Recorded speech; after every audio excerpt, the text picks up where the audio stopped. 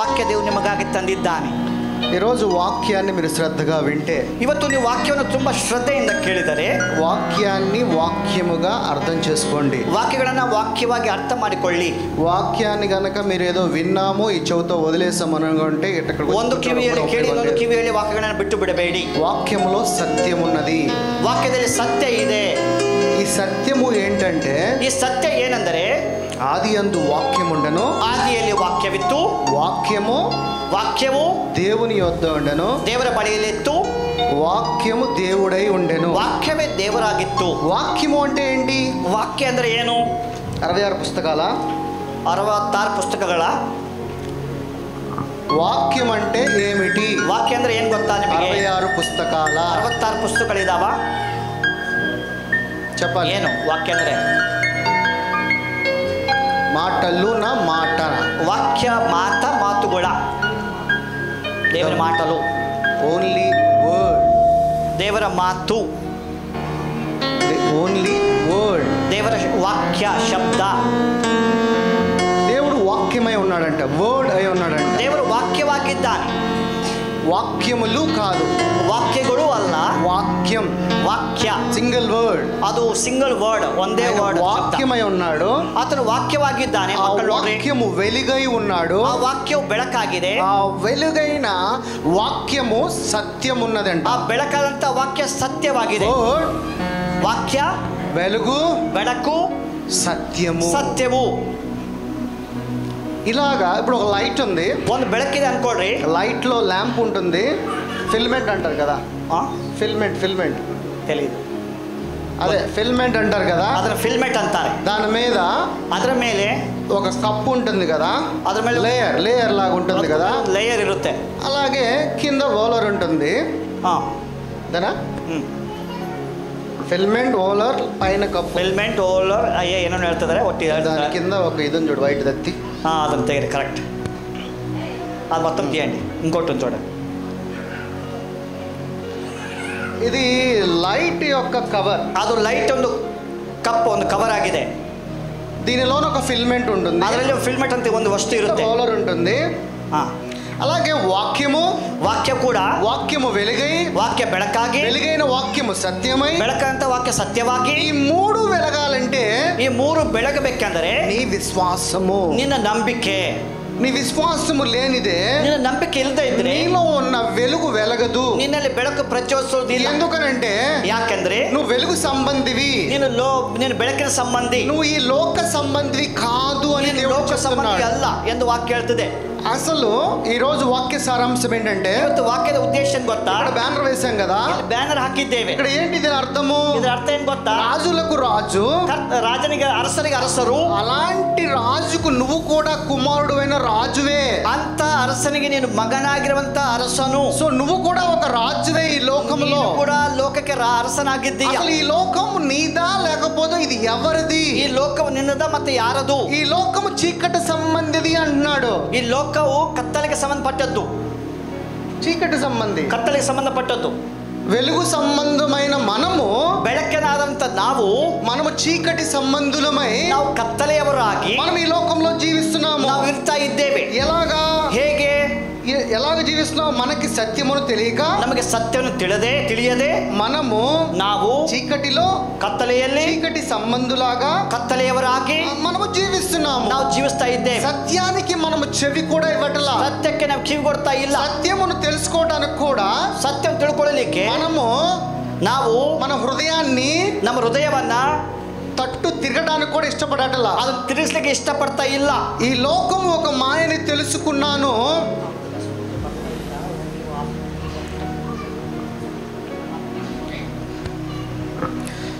ఈ లోకంలో ఉన్నది ఏది కూడా మన కాదంట. ಈ ಲೋಕದಲ್ಲಿರೋದು ಯಾವುದು ಕೂಡ ನಮ್ಮದಲ್ಲ. ఏది మన సొంతము కాదు. ಯಾವುದು ನಮ್ಮ ಸ್ವಂತವಲ್ಲ. మరి మన సొంతము ఏంటి? ಮತ್ತೆ ನಮ್ಮ ಸ್ವಂತ ಏನು? మన పౌరస్థితి ఎక్కడి నుంచి ఉన్నది? ನಮ್ಮ ಪೌರತ್ವ ಎಲ್ಲಿದೆ?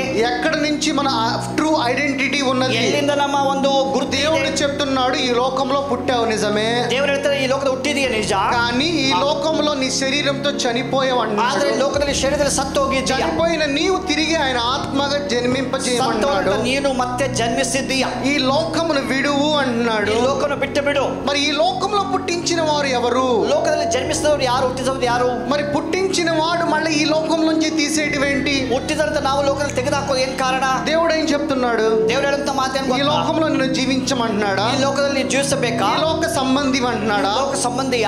అసలు ఈ లోకానికే నీకు సంబంధము లేదు ఈ అంటున్నాడు. లోకానికి నీకు సంబంధವಿಲ್ಲ.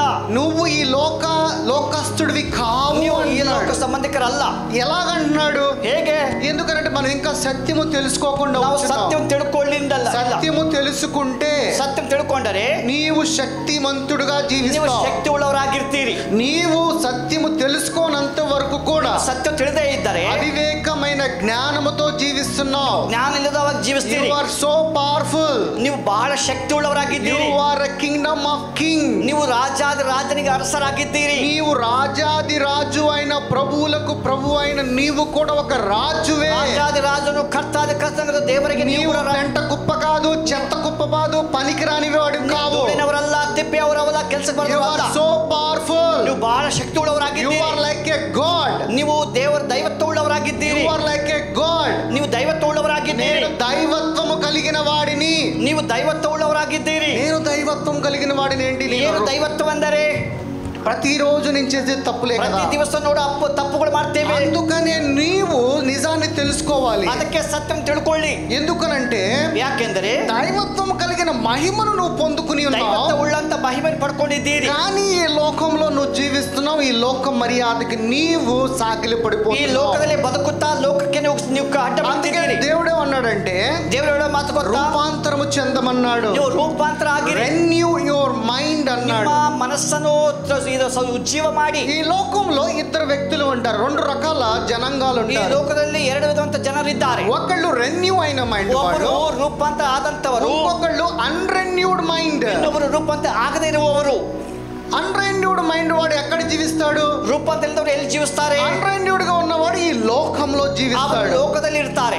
రెన్యూ మైండ్ అయిన వాడు ఎక్కడ జీవిస్తాడు? ರೂಪಾಂತರ ಆದವರು ಎಲ್ಲಿರ್ತಾರೆ? వాడు దేవుని యొక్క ఆత్మ కలిగిన రాజ్యములో ಅವರು ದೇವರ జీవిస్తాడు. ಆತ್ಮವುಳ್ಳ ರಾಜ್ಯದಲ್ಲಿ ಇರ್ತಾರೆ. సత్యము తెలుసుకుని దేవుని యొక్క రాజ్యములో శక్తి కలిగి ఆయన ఆత్మగా ఆయన యొక్క మహిమను పొందుకుని జీవించాలి. ಸತ್ಯವನ್ನು ತಿಳ್ಕೊಂಡು ದೇವರ ಆತ್ಮದಲ್ಲಿ ಮಹಿಮೆಯನ್ನು ಪಡ್ಕೊಳ್ತೀರಿ. ఏదో వచ్చాం, విన్నాం, వెళ్ళిపోయాం అనేది కాదు ಏನೋ వాక్యము. ಬಂದಿವಿ ಕೇಳಿ ಹೋಗಿವ್ರಂತ ಅಲ್ಲ.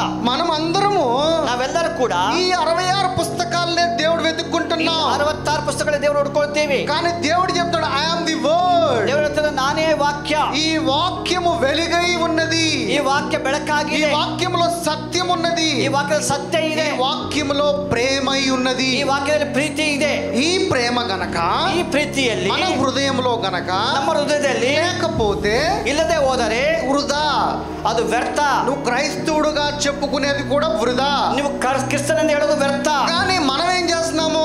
ನಾವೇನ್ ಮಾಡ್ತೀವಿ? సంఘానికి వచ్చి ಸಭೆಗೆ ಬಂದು సంఘములో చస్మా వేసుకుంటున్నాం. ಸಭೆಯಲ್ಲಿ ಕನ್ನಡಕ್ಕೆ ಹಾಕೊಳ್ತಿದ್ದೇವೆ. ఏంటి ఆ చస్మా? ಆ ಕನ್ನಡಕ್ಕೆ ಏನು? సంఘం అనే ఒక చస్మా వేసుకుంటున్నాం. పడ పడ ఏంట? సంఘం అనే ఒక కళ్ళజోడి వేసుకుని జీవిస్తున్నాం. ಸಭೆ ಎಂಬ ಕನ್ನಡಕ್ಕೆ ಹಾಕೊಳ್ತಿದೀಯಾ? అరే దేవుడు చెప్తున్నాడు ఆ ముసుగుని తీసే ದೇವರ అంటాడు. ಆ ಮುಸುಕು ತೆಗೆದು ಹಾಕು. కానీ సంఘం అనే ముసుగు ఏంటి? ಸಭೆ ಎಂಬ ಮುಸುಕು ಏನು? నువ్వు ఇలా ఉండాలి, ನೀನು ಹೀಗಿರಬೇಕು, నువ్వు అలా ఉండాలి, ನೀನು ಹಾಗಿರಬೇಕು, పాపివే. ನೀನು ಪಾಪಿ. అరే ఇక్కడే సంఘం ఆగిపోయినది. ಇದೇ ತರ ಸಭೆ ನಿಂತು ಹೋಗಿದೆ. క్రైస్తవ జీవితం ఇక్కడతో ఆగిపోయేది కాదు. ಸಭೆ ಇಲ್ಲ ನಿಂತು ಹೋಗೋದಲ್ಲ. క్రైస్తవ జీవితం అనేది పరిగెత్తే జీవితము. ಜೀವನ ಓಡುವಂತ ಜೀವನ. పరిగెత్తాలి నువ్వు. ಓಡಬೇಕು. ఈ లోకంలో నువ్వు పరిగెత్తాలి, ಈ శక్తి ಲೋಕದಲ್ಲಿ కలిగిన వాడిగా. ಓಡಲಿಕ್ಕೆ ಶಕ್ತಿ ಇರಬೇಕು. కానీ మనం ఏం చేస్తున్నాం ఈ ನಾವೇನ್ లోకంలో? ಮಾಡ್ತಿದೀವಿ ಲೋಕದಲ್ಲಿ? పెళ్లి, పిల్లలు, బాధలు, చింత, కలత, అప్పులు, రోగము, ఇదే శోధనలో ಮದುವೆ, ఉన్నాం. ಮಕ್ಕಳು, ಚಿಂತೆ, ನೋವು, ಸಾಲ ಇದೆ ಅನ್ನೋ ಆ ವಿಷಯ అరే దేవుడు నిన్ను ఐశ్వర్యవంతుడు చేయటానికి ఆయన దరిద్రుడనే ఉన్నాడు. ಐಶ್ವರ್ಯ ಮಾಡ್ಲಿಕ್ಕೆ ದರಿದ್ರನಾಗಿದ್ದ. నీలో ఉన్న రోగము ఆల్రెడీ స్వస్థత పొందింది ರೋಗ ಸ್ವಸ್ಥತೆ ಆಗಿದೆ. కానీ నువ్వెలా తెలుసుకుంటున్నావు? ನೀವು ಹೇಗೆ ತಿಳ್ಕೊಳ್ತಿದ್ದೀರಿ? ఇంకా నీకు సత్యం అనేది అర్థం కావట్లా. ಇನ್ನು ನಿಮಗೆ ಸತ್ಯ ಅರ್ಥ ಆಗ್ತಾ సత్యము ಇಲ್ಲ. కనుక అర్థమవుతే ಸತ್ಯ ಅರ್ಥವಾದರೆ నీలో చీకటి అనేవాడు ఉండడు. ನಿನ್ನಲ್ಲಿ ಕತ್ತಲೆ ಇರೋದಿಲ್ಲ. రోగం అనేది చీకటి, ರೋಗವೆಂಬುದು ಕತ್ತಲು. మరి ఈ చీకటి ಈ ಕತ್ತಲನ್ನ నీలో ನಿನ್ನಲ್ಲಿ ఉండదు అంటున్నాడు. ಇರೋದಿಲ್ಲ. మనమందరము ನಾವೆಲ್ಲರೂ ಕೂಡ యేసు ప్రభు యేసు ప్రభు దేవుడా, యేసు ಕ್ರಿಸ್ತನ ದೇವರ, ఆయన మార్గమా, ಆತನ ಮಾರ್ಗವ, ఇది ఒకటి క్లారిటీ ఉంది నాకు. ಇದನ್ನು ಇದೆಯಾ ಹೇಳಿ. యేసు ప్రభు దేవుడా మార్గమా, ಯೇಸು ಸ್ವಾಮಿ ದೇವರಾಗಿದ್ದಾನ, ಮಾರ್ಗವಾಗಿದ್ದಾನ? యేసు ప్రభు దేవుడా మార్గమా. మిమ్మల్ని అడుగుతానండి, ನಿಮ್ಮನ್ನು ಕೇಳ್ತಾನೆ, ಹೇಳಿ ఎవరు ఆయన? ಆತನು ಏನಾಗಿದ್ದಾನೆ? మార్గ ದೇವರು. యేసు ప్రభు దేవుడైతే మరి నువ్వు కూడా దేవుడివే. ಯೇಸು ಸ್ವಾಮಿ ದೇವರಾದ ನೀವು ಕೂಡ ದೇವರೇ. యేసు ప్రభు ఆయన నేను దేవుడని ఎక్కడా చెప్పలా. ದೇವರು ನಿಮ್ಮನ್ನು ಎಂದು ದೇವರೆಂದು ಹೇಳಿಲ್ಲ. ఒక్కసారి బైబిల్లో చెప్పాడు. ಒಂದು ಸಲ ಹೇಳಿದ್ದಾರೆ.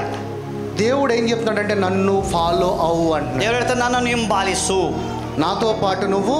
ನನ್ನ ಸಂಗಡ. బైబిల్ మొత్తంలో యేసు ప్రభు అప్రాక్సిమేట్లీ 20 సార్లు నన్ను ఫాలోగా, నాతో పాటు నడువు, నన్ను వెంబడించు అన్నాడు. బైబిల్ ಅಲ್ಲಿ ದೇವರು ಕನಿಷ್ಠ ಪಕ್ಷ 20 ಸಲ ನನ್ನನ್ನು ಹಿಂಬಾಲಿಸು, ನನ್ನನ್ನು ಹಿಂಬಾಲಿಸುವುದಾಗಿ ಹೇಳಿದ್ದಾರೆ. ದೇವರು మనుష్య కుమారుడుగా చెప్పుకుంటున్నాడు. మనుష్య కుమారునాಗಿದ್ದಾನೆ. నీ వలే మనుష్య కుమారుడని 81 టైమ్స్ చెప్పుకుంటున్నాడు బైబిల్. ನಿನ್ನ ಹಾಗೆ ಮನುಷ್ಯ ಕುಮಾರ ಎಂಬುದಾಗಿ 81 ಸಲ ಹೇಳಿದ್ದಾರೆ. దేవుడు నేను ఎక్కడా చెప్పటలేదు, ದೇವರೆಂದು ಹೇಳಿಲ್ಲ. నన్ను వెంబడించు అంటున్నాడు, ಹಿಂಬಾಲಿಸು. నేను కూడా నీ వలే మనుష్య కుమారుడిని అని చెప్తున్నాడు. మనుష్య కుమారునాಗಿದ್ದೇನೆ.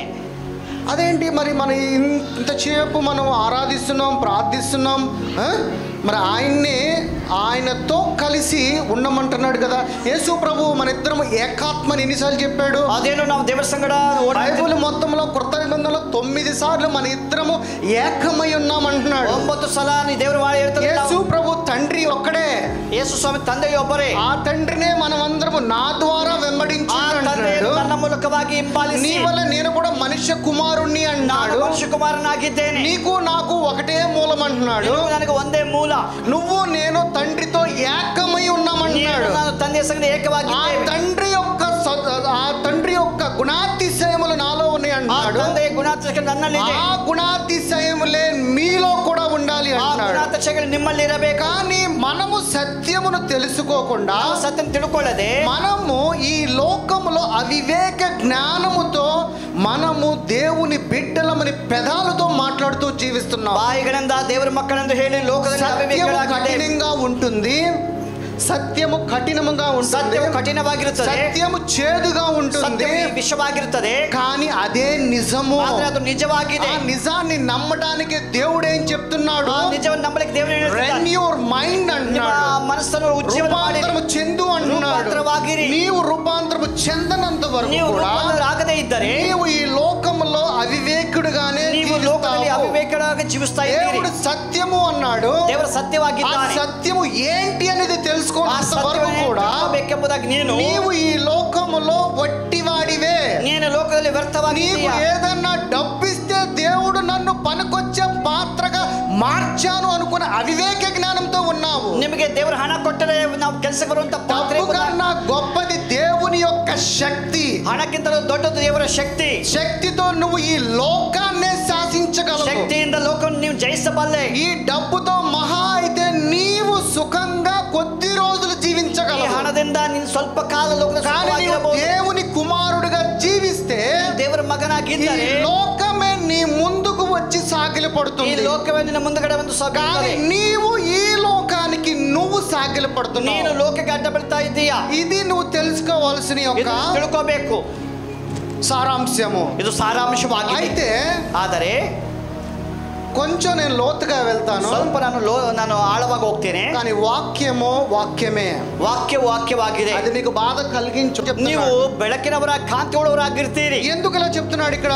ಯಾಕೆ ತರ ఎందుకంటే ప్రభువు ఏమై ఉన్నాడు? ದೇವರು ಏನಾಗಿದ್ದಾನೆ? వెలుగై ఉన్నాడు, ಬೆಳಕಾಗಿದ್ದಾನೆ. ఆయన వెలుగైన నీవేమై ఉన్నావు. ఈ లోకానికి ಬೆಳಕಾಗಿ నీవు కూడా వెలుగై ఉన్నావు, ಬೆಳಕಾಗಿದ್ದೀರಿ. ఇప్పుడు అసలైన వాక్యంలోకి వద్దాం. యోహాను సువార్త 18:36. యోహాను సువార్ತೆ 18 త్వరగా 18:36. 18:36 యోహాను సువార్ತೆ. యేసు నా రాజ్యము ఈ లోక సంబంధమైనది కాదంట. ఆయన రాజ్యము ఈ లోక లోకదಲ್ಲ. ఇక్కడ 2 రకాలుగా మాట్లాడుతున్నాడు దేవుడు. మీరు జాగ్రత్తగా వినండి. ಇಲ್ಲಿ ದೇವರು ಮಾತಾಡ್ತೀನಿ, ಸ್ವಲ್ಪ ಕೇಳಿ ಜಾಗ್ರತೆಯಾಗಿ. యేసు నా రాజ్యము లోక సంబంధమైనది కాదు. యేసు రాజ్యము ఈ లోಕದಲ್ಲ.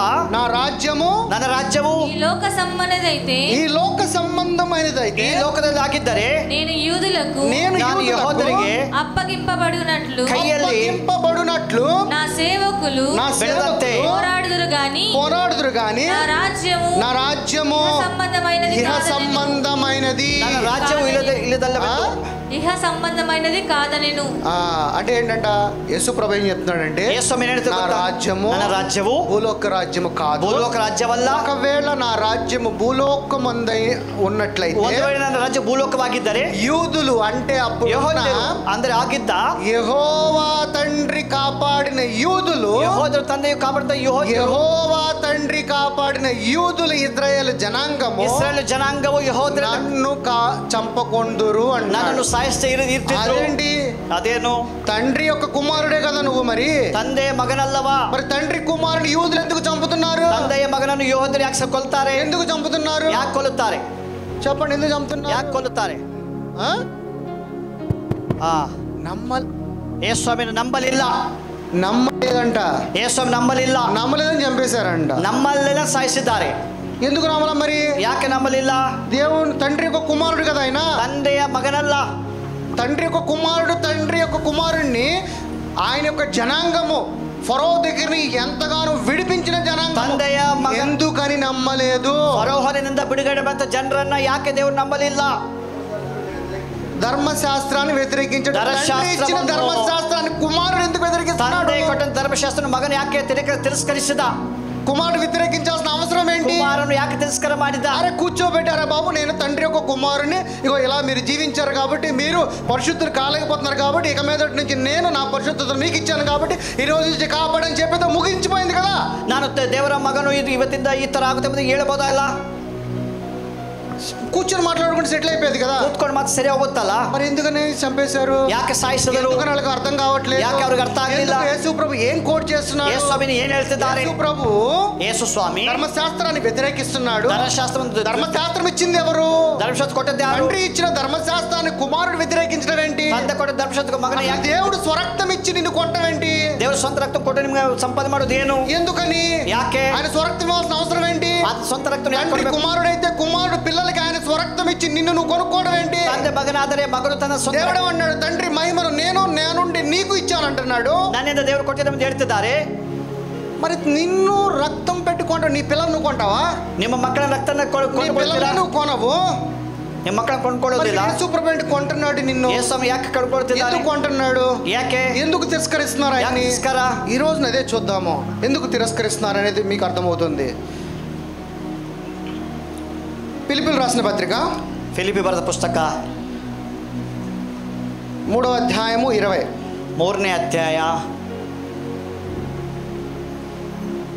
మన పౌరస్థితి పరలోకమునందున్నది. ఇక్కడ ఎక్కడుంది అంటున్నాడు?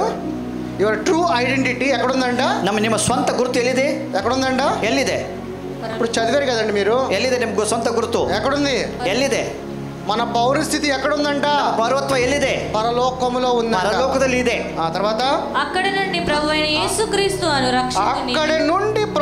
యేసుక్రీస్తు అను రక్షకుని నిమిత్తము కనిపెట్టి ఉన్నాము.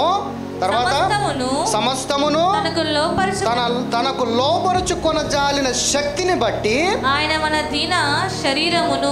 అదేంటి మన శరీరము దేన శరీరం అంటున్నాడు ఏంటి ఇక్కడ? ನಮ್ಮ శరీర దీన శరీరವಾಗಿದೆ. ಯಾಕೆ అక్కడ ఏమంటున్నాడు? సమస్తమును తనకు లోపరుచుకొన జాలిన శక్తిని బట్టి ఆయన మన దీన శరీరమును తన మహిమ గల శరీరమునకు సమరూపము గల దానిగా మార్చెను. ಪ್ರಭಾವವುಳ್ಳ ತನ್ನ ದೇಹದ ಸ್ವರೂಪವಾಗುವಂತೆ ಮಾಡುವ శరీరమును ఆ దీన వ్యవస్థಯನ್ನು ఆయన సమకూలముగా ఉండిన మహిమ గల శరీరముగా మార్చెను. ఆతన ప్రభావముള്ള తన దేహದ మార్చాల్సిన అవసరం ఏంటి?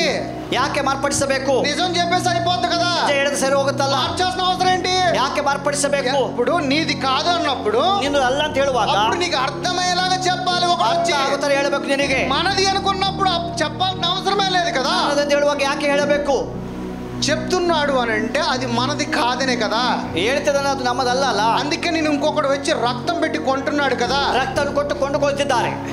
రక్తం పెట్టి కొనాల్సిన అవసరం ఏంటి? నిన్ను రక్తವನ್ನು కొಟ್ಟು ಯಾಕೆ ಸಂಪಾದನೆ? ఎందుకంటే యెహోవాకి ఏం కావాలి? యెహోవాకి ఏం ಬೇಕು? బలి కావాలి. బలిగడ ಬೇಕು. ఆ బలి ఉంటేనే ఆయన యొక్క బలి ఏమవుతుందంట?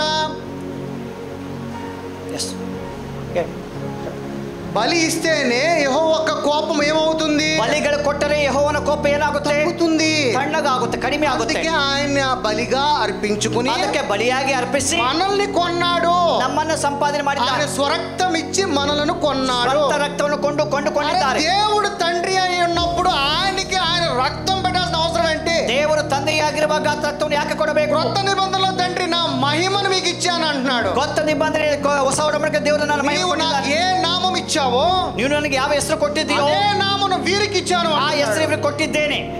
ఇదేంటి మళ్ళా? ಇದೇನು ಮತ್ತೆ తర్వాత మళ్ళా 19 చదువు, అదే వచ్చిన అధ్యాయంలో 19. నాశనమే వారి అంతం, ನಾಶನವೇ ಅವರ నాశనమే వారి అంతము, వారి కడుపే వారి కడుపే వారి దేవుడు. వారు తాము సిగ్గుపడవలసిన. ఇక్కడ ఏమంటున్నాడు? ಇಲ್ಲೇನ್ ಇರ್ತದೆ? నాశనమే వారి అంతం. ನಾಶನವೇ ಅವರ ಅಂತ್ಯ ವ್ಯವಸ್ಥೆ. చివరి కాడికి వెళ్ళిపోతా ఉండ. ಮತ್ತೆ ಎಲ್ಲಿ ಹೋಗುತ್ತೆ? నీ యొక్క ఆహారమే, ನಿನ್ನ ಆಹಾರವೇ వారి దేవుడు అంట. ಅವರ ದೇವರಾಗಿದ್ದಾರೆ. అవును నిజమే. మరి ఈ రోజున తెల్ల లేచిన కానీ మనం దేనికి పరిగెడుతున్నాం? ಬೆಳಗ್ಗೆಯಿಂದ ನಾವು ಯಾತಕ್ಕೆ ಓಡಾಡ್ತೇವೆ? ఒకటి నాశనం అయిపోవడానికి ಒಂದು పరిగెడుతున్నాం. ನಾಶ ಆಗ್ಲಿಕ್ಕೆ ಹೋಗ್ತಾ ಇದ್ದೇವೆ. చాలా అర్జెంటుగా అసలు ಬಹಳ ಅರ್ಜೆಂಟ್ ಆಗಿ ఎక్కడ కూడా టైం వేస్ట్ చేయకోకుండా ಟೈಮ್ ವೇಸ್ಟ್ ಆಗಲ್ಲ. మనల్ని మనమే నాశనం ನಮ್ಮ చేసుకోవడానికి ನಾವು ನಾಶ ಮಾಡ್ಕೋತೇವೆ, పరిగెడతా ఉన్నాం. ಓಡ್ತಾ ಇದ್ದೇವೆ. పొద్దున్న లేచిన కాడి నుంచి ಬೆಳಗ್ಗೆ ಎದ್ದದಾಗಿಂದ కూటి కోసం కూటి తిప్పలు అంట. ಹೊಟ್ಟೆಗಾಗಿ ಕೋಟಿ ವಿದ್ಯೆ ಅಂತ ಹೇಳ್ತೇವೆ, ಓಡಾಡ್ತೇವೆ ನಾವು. ఆహారమే వాడి దేవుడు అంట. ಆಹಾರವೇ ಅವರ ಹೊಟ್ಟೆ ಅವರ ದೇವರಾಗಿದೆ. ఎంత బాగా మాట్లాడుతున్నారు చూడండి. ನೋಡಿ ಎಷ್ಟು ಚೆನ್ನಾಗಿ ಮಾತಾಡ್ತಿದ್ದಾರೆ. వారు సిగ్గుపడవలసిన సంగతులు ఎందు ನಾಚಿಕೆ అతిశయపడుతున్నారు. ಕೆಲಸಗಳಲ್ಲಿ ಅವರ ಗೌರವ, భూ సంబంధమైన వాటి యందు, భూ సంబంధమైన వాటి అందే ಅವರ ಪ್ರಪಂಚದ ಕಾರ್ಯಗಳ ಮೇಲೆ మనసు నుంచుచున్నారు. మనస్సు నుంచి ಮನಸ್ಸಿಡುವವರು. అసలు నీవు ఈ లోక సంబంధి కాదు అంటున్నాడు. పొంతు పిలాతు ಲೋಕ ಸಂಬಂಧ ಅಲ್ಲ ಅಂತ ಹೇಳ್ತದೆ. యేసు ప్రభుని ఏమని అడిగాడు? ಯೇಸು ಸ್ವಾಮಿ ಏನ್ ಕೇಳಿದ? ಫಿಲಾತು, రాజువా? ನೀನು ಅರಸನಾಗಿದ್ದೀಯಾ? అవును నీవు అన్నట్టే. ಹೌದು, ನೀನು ಹೇಳಿದ ಹಾಗೆ. నువ్వు అనుకున్న రాజ్యానికి నేను రాజును కాదు. ನೀನು ಹೇಳಿದಂತ ರಾಜ್ಯಕ್ಕೆ ರಾಜರಲ್ಲ. దానికన్నా గొప్పది ಅದಕ್ಕಿಂತ ದೊಡ್ಡದು నిత్య జీవము. ನಿತ್ಯ ಜೀವ. ఏ గాలి తుఫాను ఎండ ఏదొచ్చినా దాన్ని ಯಾವ ఎవడు ಗಾಳಿ కూడా ಬಿಸಿಲು ತುಫಾನ್ ಏನು ಬಂದರೂ ಕೂಡ ఊపలేడు, ಅದು ಅಲ್ಲಾಡ್ಲಿಕ್ಕೆ ಸಾಧ್ಯವಿಲ್ಲ. కదిలించలేడు. ಅದು ಕದಿಲಿಸ ಸಾಧ್ಯ. దానికి రాజును అంటున్నాడు. ಅದಕ್ಕೆ ರಾಜನು. అలాగే నువ్వు కూడా, ಹಾಗೆ ನೀವು ಕೂಡ. వాక్యం ఏం చెప్తుందంటే ವಾಕ್ಯ ಏನ್ ಹೇಳ್ತಿದೆ? ఆ పరలోకము నుండి వచ్చిన వాడు నీవు ఇక్కడికి. ಆ ಪರಲೋಕ ಬಂದ ನೀನಾಗಿದ್ದೀಯಾ. ఇప్పుడు ಈಗ నిజంగా మనం ఏమంటాం? ನಿಜ ನಾವೇನ್ ಹೇಳ್ತೀವಿ ಗೊತ್ತಾ? మనం గొర్రె పిల్లమని దేవుడు చెప్తున్నాడు. ನಾವು ಕುರಿಮರಿಗಳಾಗಿದ್ದೇವೆ. ಹೌದು, ఆ గొర్రె పిల్ల దేవుడి దగ్గర ఉన్నప్పుడు నిజమైన గొర్రె పిల్ల. ಆ ಕುರಿ ದೇವರ ಬಳಿ ಇರುವ ಕುರಿಮರಿ. ఆ గొర్రె పిల్ల దారి తప్పి ఏం అయిందంట? ఈ భూలోకానికి వచ్చింది. ಆ ಕುರಿ ದಾರಿ ತಪ್ಪಿ ಭೂಲೋಕ ಬಂದಿದೆ. ఎలా వచ్చింది? ಹೇಗ್ ಬಂತು? దారి తప్పి ఈ ದಾರಿ భూలోకానికి ತಪ್ಪಿ వచ్చింది. ಭೂಲೋಕ ಬಂದಿದೆ. తండ్రే నిజంగా పంపిస్తే ತಂದೆ ನಿಜ ಕಳಿಸಿದ್ರೆ దారి తప్పాల్సిన అవసరం ఏంటి? ತಂದೆ ದಾರಿ ತಪ್ಪೋದು ಹೇಗೆ? కానీ ఇక్కడ దారి తప్పింది అంటున్నాడు. ದಾರಿ ತಪ್ಪಿದೆ ಅಂತ ಹೇಳಿದ್ದಾರೆ. ఆ గొర్రె పిల్లని ಆ ಕುರಿ ಮರಿ వెదకి వచ్చి ಹುಡುಕಿ ಬಂದು నా తండ్రి యేసే ನಮ್ಮ రక్షించాడు. ತಂದೆ ಯೇಸು ಸ್ವಾಮಿ ರಕ್ಷಣೆ ఈ ಮಾಡಿದ್ದಾನೆ. లోకములో ಈ ಲೋಕದಲ್ಲಿ మనము దారి తప్పిన వారములాగా జీవిస్తున్నాం. ನಾವು ದಾರಿ ತಪ್ಪದಾರಾಗಿ ఆ ಜೀವಿಸ್ತಾ ಇದ್ದೇವೆ. దారి ఏంటి అనేది తెలుసుకోవడమే సత్యము. ಆ ದಾರಿ ಅಂತ ತಿಳ್ಕೋದು ಸತ್ಯವಾಗಿದೆ. ఏ తండ్రి దగ్గర నుంచి నువ్వు వచ్చావో, ఏ తండ్రి దగ్గర నుంచి నువ్వు వచ్చావో, ಯಾವ ತಂದೆಯಿಂದ ನೀವು ಬಂದಿದ್ದೀಯೋ ఆ తండ్రి దగ్గరికి ఆయన మార్గమై ಆ ತಂದೆಯ ಬಳಿಗೆ ಮಾರ್ಗವಾಗಿ సత్యము చెప్పి నీకు ಸತ್ಯವನ್ನು ಹೇಳಿ ನಿನಗೆ జ్ఞానం ఇచ్చి ಜ್ಞಾನ ಕೊಟ್ಟು జీవమునిచ్చి ಜೀವ ಕೊಟ್ಟು ఆయన మళ్ళీ అదే తండ్రి చెంతకు ಆತನು ಮತ್ತೆ తీసుకెళ్తున్నాడు. ಅದೇ ತಂದೆ ಬಳಿ ಸೇರಿಸುತ್ತಾನೆ. మరి ఆ తండ్రి దగ్గరికి మనం వెళ్తున్నప్పుడు మరి ఇక్కడున్న తండ్రి ఎవరు? ಆ ತಂದೆಯ ಬಳಿಗೆ ಹೋಗುವಾಗ ಇಲ್ಲಿರುವ ತಂದೆ ಯಾರು? యోహాను సువార్త 15:19. ಯೋಹಾನ ಸುವಾರ್ತೆ 15:19. ಯೋಹಾನ ಸುವಾರ್ತೆ 15. మీరు లోక సంబంధులైన ఎడల, మీరు లోక సంబంధులైన ఎడల, లోకము తన వారిని స్నేహించుచు, లోకము తన వారిని ఎట్లాగంట? ఈ లోకము ఎవరిది? ಈ ಲೋಕವು ಯಾರದು? అపవాదిది. ಅಪವಾದಿಯಾಗಿದೆ. వాడి స్నేహితులుగా నిన్ను వాడితో పాటు చూసుకుంటాడంట. ಅವರ ಸ್ನೇಹಿತರಾಗಿ ನಿಮ್ಮನ್ನ ಅವ್ರ ಸಂಗ ನೋಡ್ತಾರೆ. అయితే మీరు లోక సంబంధులు కారు, మీరు ఈ లోకದ లోక కಡೆಯವರಲ್ಲ. సంబంధులు కారు. ನೀವು ಲೋಕದ ಕಡೆಯವರಲ್ಲ. నేను మిమ్మల్ని లోకములో నుండి నేను మిమ్ముని లోకములో నుండి ನಿಮ್ಮನ್ನು ಲೋಕದೊಳಗಿಂದ ಕರೆಸಿ ఏర్పరచుకొంటిని. ఏర్పరచుకుంటుని. ఆయన మనం ఈ లోక సంబంధులు కామంటున్నాడు. ನಾವು ಲೋಕ ಸಂಬಂಧಿಗಳೆಂದು ಹೇಳ್ತೇವೆ. ఈ లోకంలో ఆయన మనల్ని ఏర్పరచుకున్నాడు. ಈ ಲೋಕದಲ್ಲಿ ನಮ್ಮನ್ನು ఎలా ಏರ್ಪಡಿಸಿದ್ದಾರೆ. ఏర్పరచుకున్నాడు? ಹೇಗೆ ಏರ್ಪಡಿಸಿದ್ದಾರೆ? నా స్వరము విన గొర్రెలు నా చెంతకు వస్తారంట. ನನ್ನ ಸ್ವರವನ್ನು ಕೇಳಿ ನನ್ನ ಕುರಿಗಳು ನನ್ನ ಬಳಿಗೆ ಬರುತ್ತದೆ. ఎందుకంటే ఈ గొర్రెలు దారి తప్పి ఉన్నాయి. ಈ ಕುರಿಗಳು ದಾರಿ ತಪ್ಪಿದೆ. దారి తప్పి ఇంకొకటి దగ్గరికి వెళ్తా వెళ్తున్నాయి, ಇನ್ನೊಬ್ಬರ ಬಳಿಗೆ ಹೋಗ್ತಾ ಇದೆ. అందుకే ప్రభు వాక్యము ద్వారా అరుస్తున్నాడు. ಅದಕ್ಕೆ ವಾಕ್ಯದ ಮೂಲಕ ಹೇಳ್ತಿದ್ದಾನೆ, ఈ భూ దిగంతములకు వెళ్ళి, ಲೋಕದ ಕಟ್ಟ ಕಡೆಗೆ, ఆ సృష్టి అంతటికి వెళ్ళి ಎಲ್ಲಾ ಜನರಿಗೆ ಸೃಷ್ಟಿಗೆ వార్తను ప్రకటించండి ಸುವಾರ್ತೆ అంటున్నాడు. ಪ್ರಕಟಣೆ ಮಾಡಿ. ఈ లోకములో ఉన్న ప్రతి గొర్రె ಈ ಲೋಕದಂತ ಎಲ್ಲಾ ఆయన ಕುರಿಮರಿಗೂ స్వరము విని ಆತನ ಸ್ವರ ಕೇಳಿ ఆయన చెంతకు రావాలి. ಆತನ ಬಳಿಗೆ ಬರಬೇಕು. అందుకని ఇక్కడ ఏమంటున్నాడు, ಇದಕ್ಕೆ ಏನ್ ಹೇಳ್ತಿದ್ದಾನೆ తర్వాత అందుచేతనే అందుచోత లోకము మిమ్మును ద్వేషించుచున్నది. లోకము మిమ్మును ద్వేషించుచున్నది. ಲೋಕವು ನಿಮ್ಮನ್ನು ದ್ವೇಷ ಮಾಡ್ತದೆ. నువ్వు లోక సంబంధిగా జీవిస్తే ಲೋಕದಲ್ಲಿ ಜೀವಿಸಿದರೆ ఈ లోకము నిన్ను ప్రేమిస్తుంది. ಈ ಲೋಕ ಪ್ರೀತಿ ಮಾಡ್ತದೆ. నేను ఈ లోకానికి సంబంధించిన వాడిని కాను, ಲೋಕದ ಸಂಬಂಧ ಇಲ್ಲ ಅಂದ್ರೆ నా లోకము పరలోకము వంటిది. ನನ್ನ ಲೋಕ ಪರಲೋಕ. ఆ లోకం అంటే ఈ లోకం ఏమంటదంట, ಆ ಲೋಕ ಅಂದ್ರೆ ಈ ಲೋಕ ಏನ್ ಹೇಳುತ್ತೆ, ద్వేషిస్తుందంట. ನಿಮ್ಮನ್ನು ದ್ವೇಷ ಮಾಡುತ್ತೆ. అదేంటి, ಅದೇನು, తండ్రే కదా ఈ లోకాన్ని చేసింది. ತಂದೆ ಲೋಕ ಸೃಷ್ಟಿ ಮಾಡಿದ್ದಾನೆ. తండ్రి చేసిన లోకంలో ఉన్న వాళ్ళు మనల్ని ద్వేషించడం ఏంటి? ತಂದೆ ಲೋಕವನ್ನು ಇರುವಾಗ ನಮಗೆ ದ್ವೇಷ ಹೇಗೆ? మనం అందరం దేవుని పిల్లలమే కదా. ನಾವೆಲ್ಲ ದೇವರ ಮಕ್ಕಳು. దేవుని పిల్లలైనప్పుడు తండ్రే మనలను చేసి ఉన్నప్పుడు మనలను ఈ లోకము ద్వేషించడం ఏమిటి? ತಂದೆ ನೀವು ಸೃಷ್ಟಿ ಮಾಡಿದ್ರೆ ದೇವರ ಮಕ್ಕಳಾಗಿದ್ದರೆ ಲೋಕದ ಯಾಕೆ ದ್ವೇಷ ఎందుకు ಮಾಡಬೇಕು? ద్వేషిస్తున్నాడు అనేది మన ಯಾಕೆ ಲೋಕ ದ್ವೇಷ వాక్యానుసారంగా ಮಾಡಬೇಕು? ఇంకా లోకంలోనికి వెళ్దాము. ಆಳವಾಗಿ ಹೋಗೋಣ. మొదటి యోహాను ಮೊದಲ ಯೋಹಾನನ 2వ అధ్యాయము 2ನೇ ಅಧ್ಯಾಯ 15వ వచనము.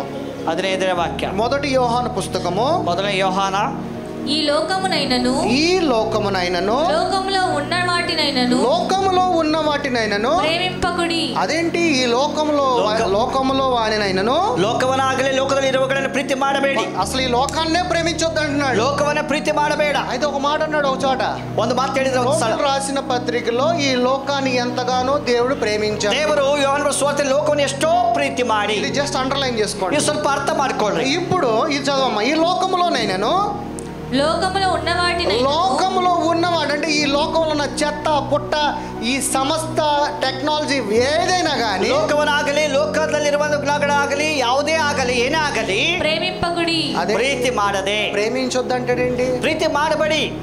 ಯಾಕೆ? అరే ఇదంతా ఎవరి కోసం చేశాడు? ಇದೆಲ್ಲ ಯಾರಿಗಾಗಿ ದೇವರು ಸೃಷ್ಟಿ ಮಾಡಿದ್ದಾನೆ? ఎవరి కోసం చేశాడు? ಯಾರಿಗಾಗಿ ಮಾಡಿದ್ದಾನೆ ದೇವರು? ಇದೆಲ್ಲ మన కోసమే కదా. ನಮಗಾಗಿ. మన కోసం చేసింది. మళ్ళా ఇప్పుడు నీ ఎదురుగా నేను అన్నం పెట్టి బిర్యానీ, ఇప్పుడు నా కూతురే ఉంది, నా మಗಳಿದ್ದಾಳೆ. కూతురికి ప్రేమించి నేను బిర్యానీ పెట్టా. ಮಗಳ ಪ್ರೀತಿ ಮಾಡಿ ಬಿರಿಯಾನಿ నేను నా బిర్యానీ నువ్వు తినొద్దు అని అంటే అది నా అవివేక జ్ఞానమా?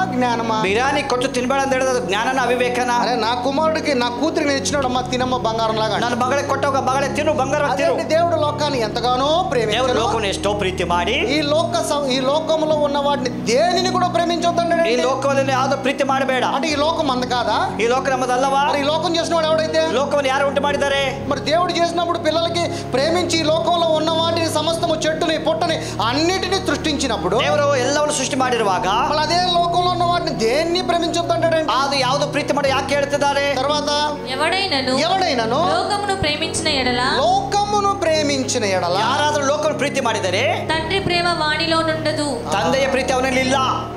అదేంటి? ಅದೇನು? మరి తండ్రి ప్రేమ నీలో లేదు అని అంటే ఈ లోకాన్ని ప్రేమించొద్దు అన్నప్పుడు మరి తండ్రే కదా ఇది చేసింది. ತಂದೆಯ ಪ್ರೀತಿ ನಿನ್ನಲ್ಲಿ ಇಲ್ಲ. ಲೋಕ చేసిన తండ్రి ఎవడు? ಸೃಷ್ಟಿ ಮಾಡಿದ ತಂದೆ ಯಾರು?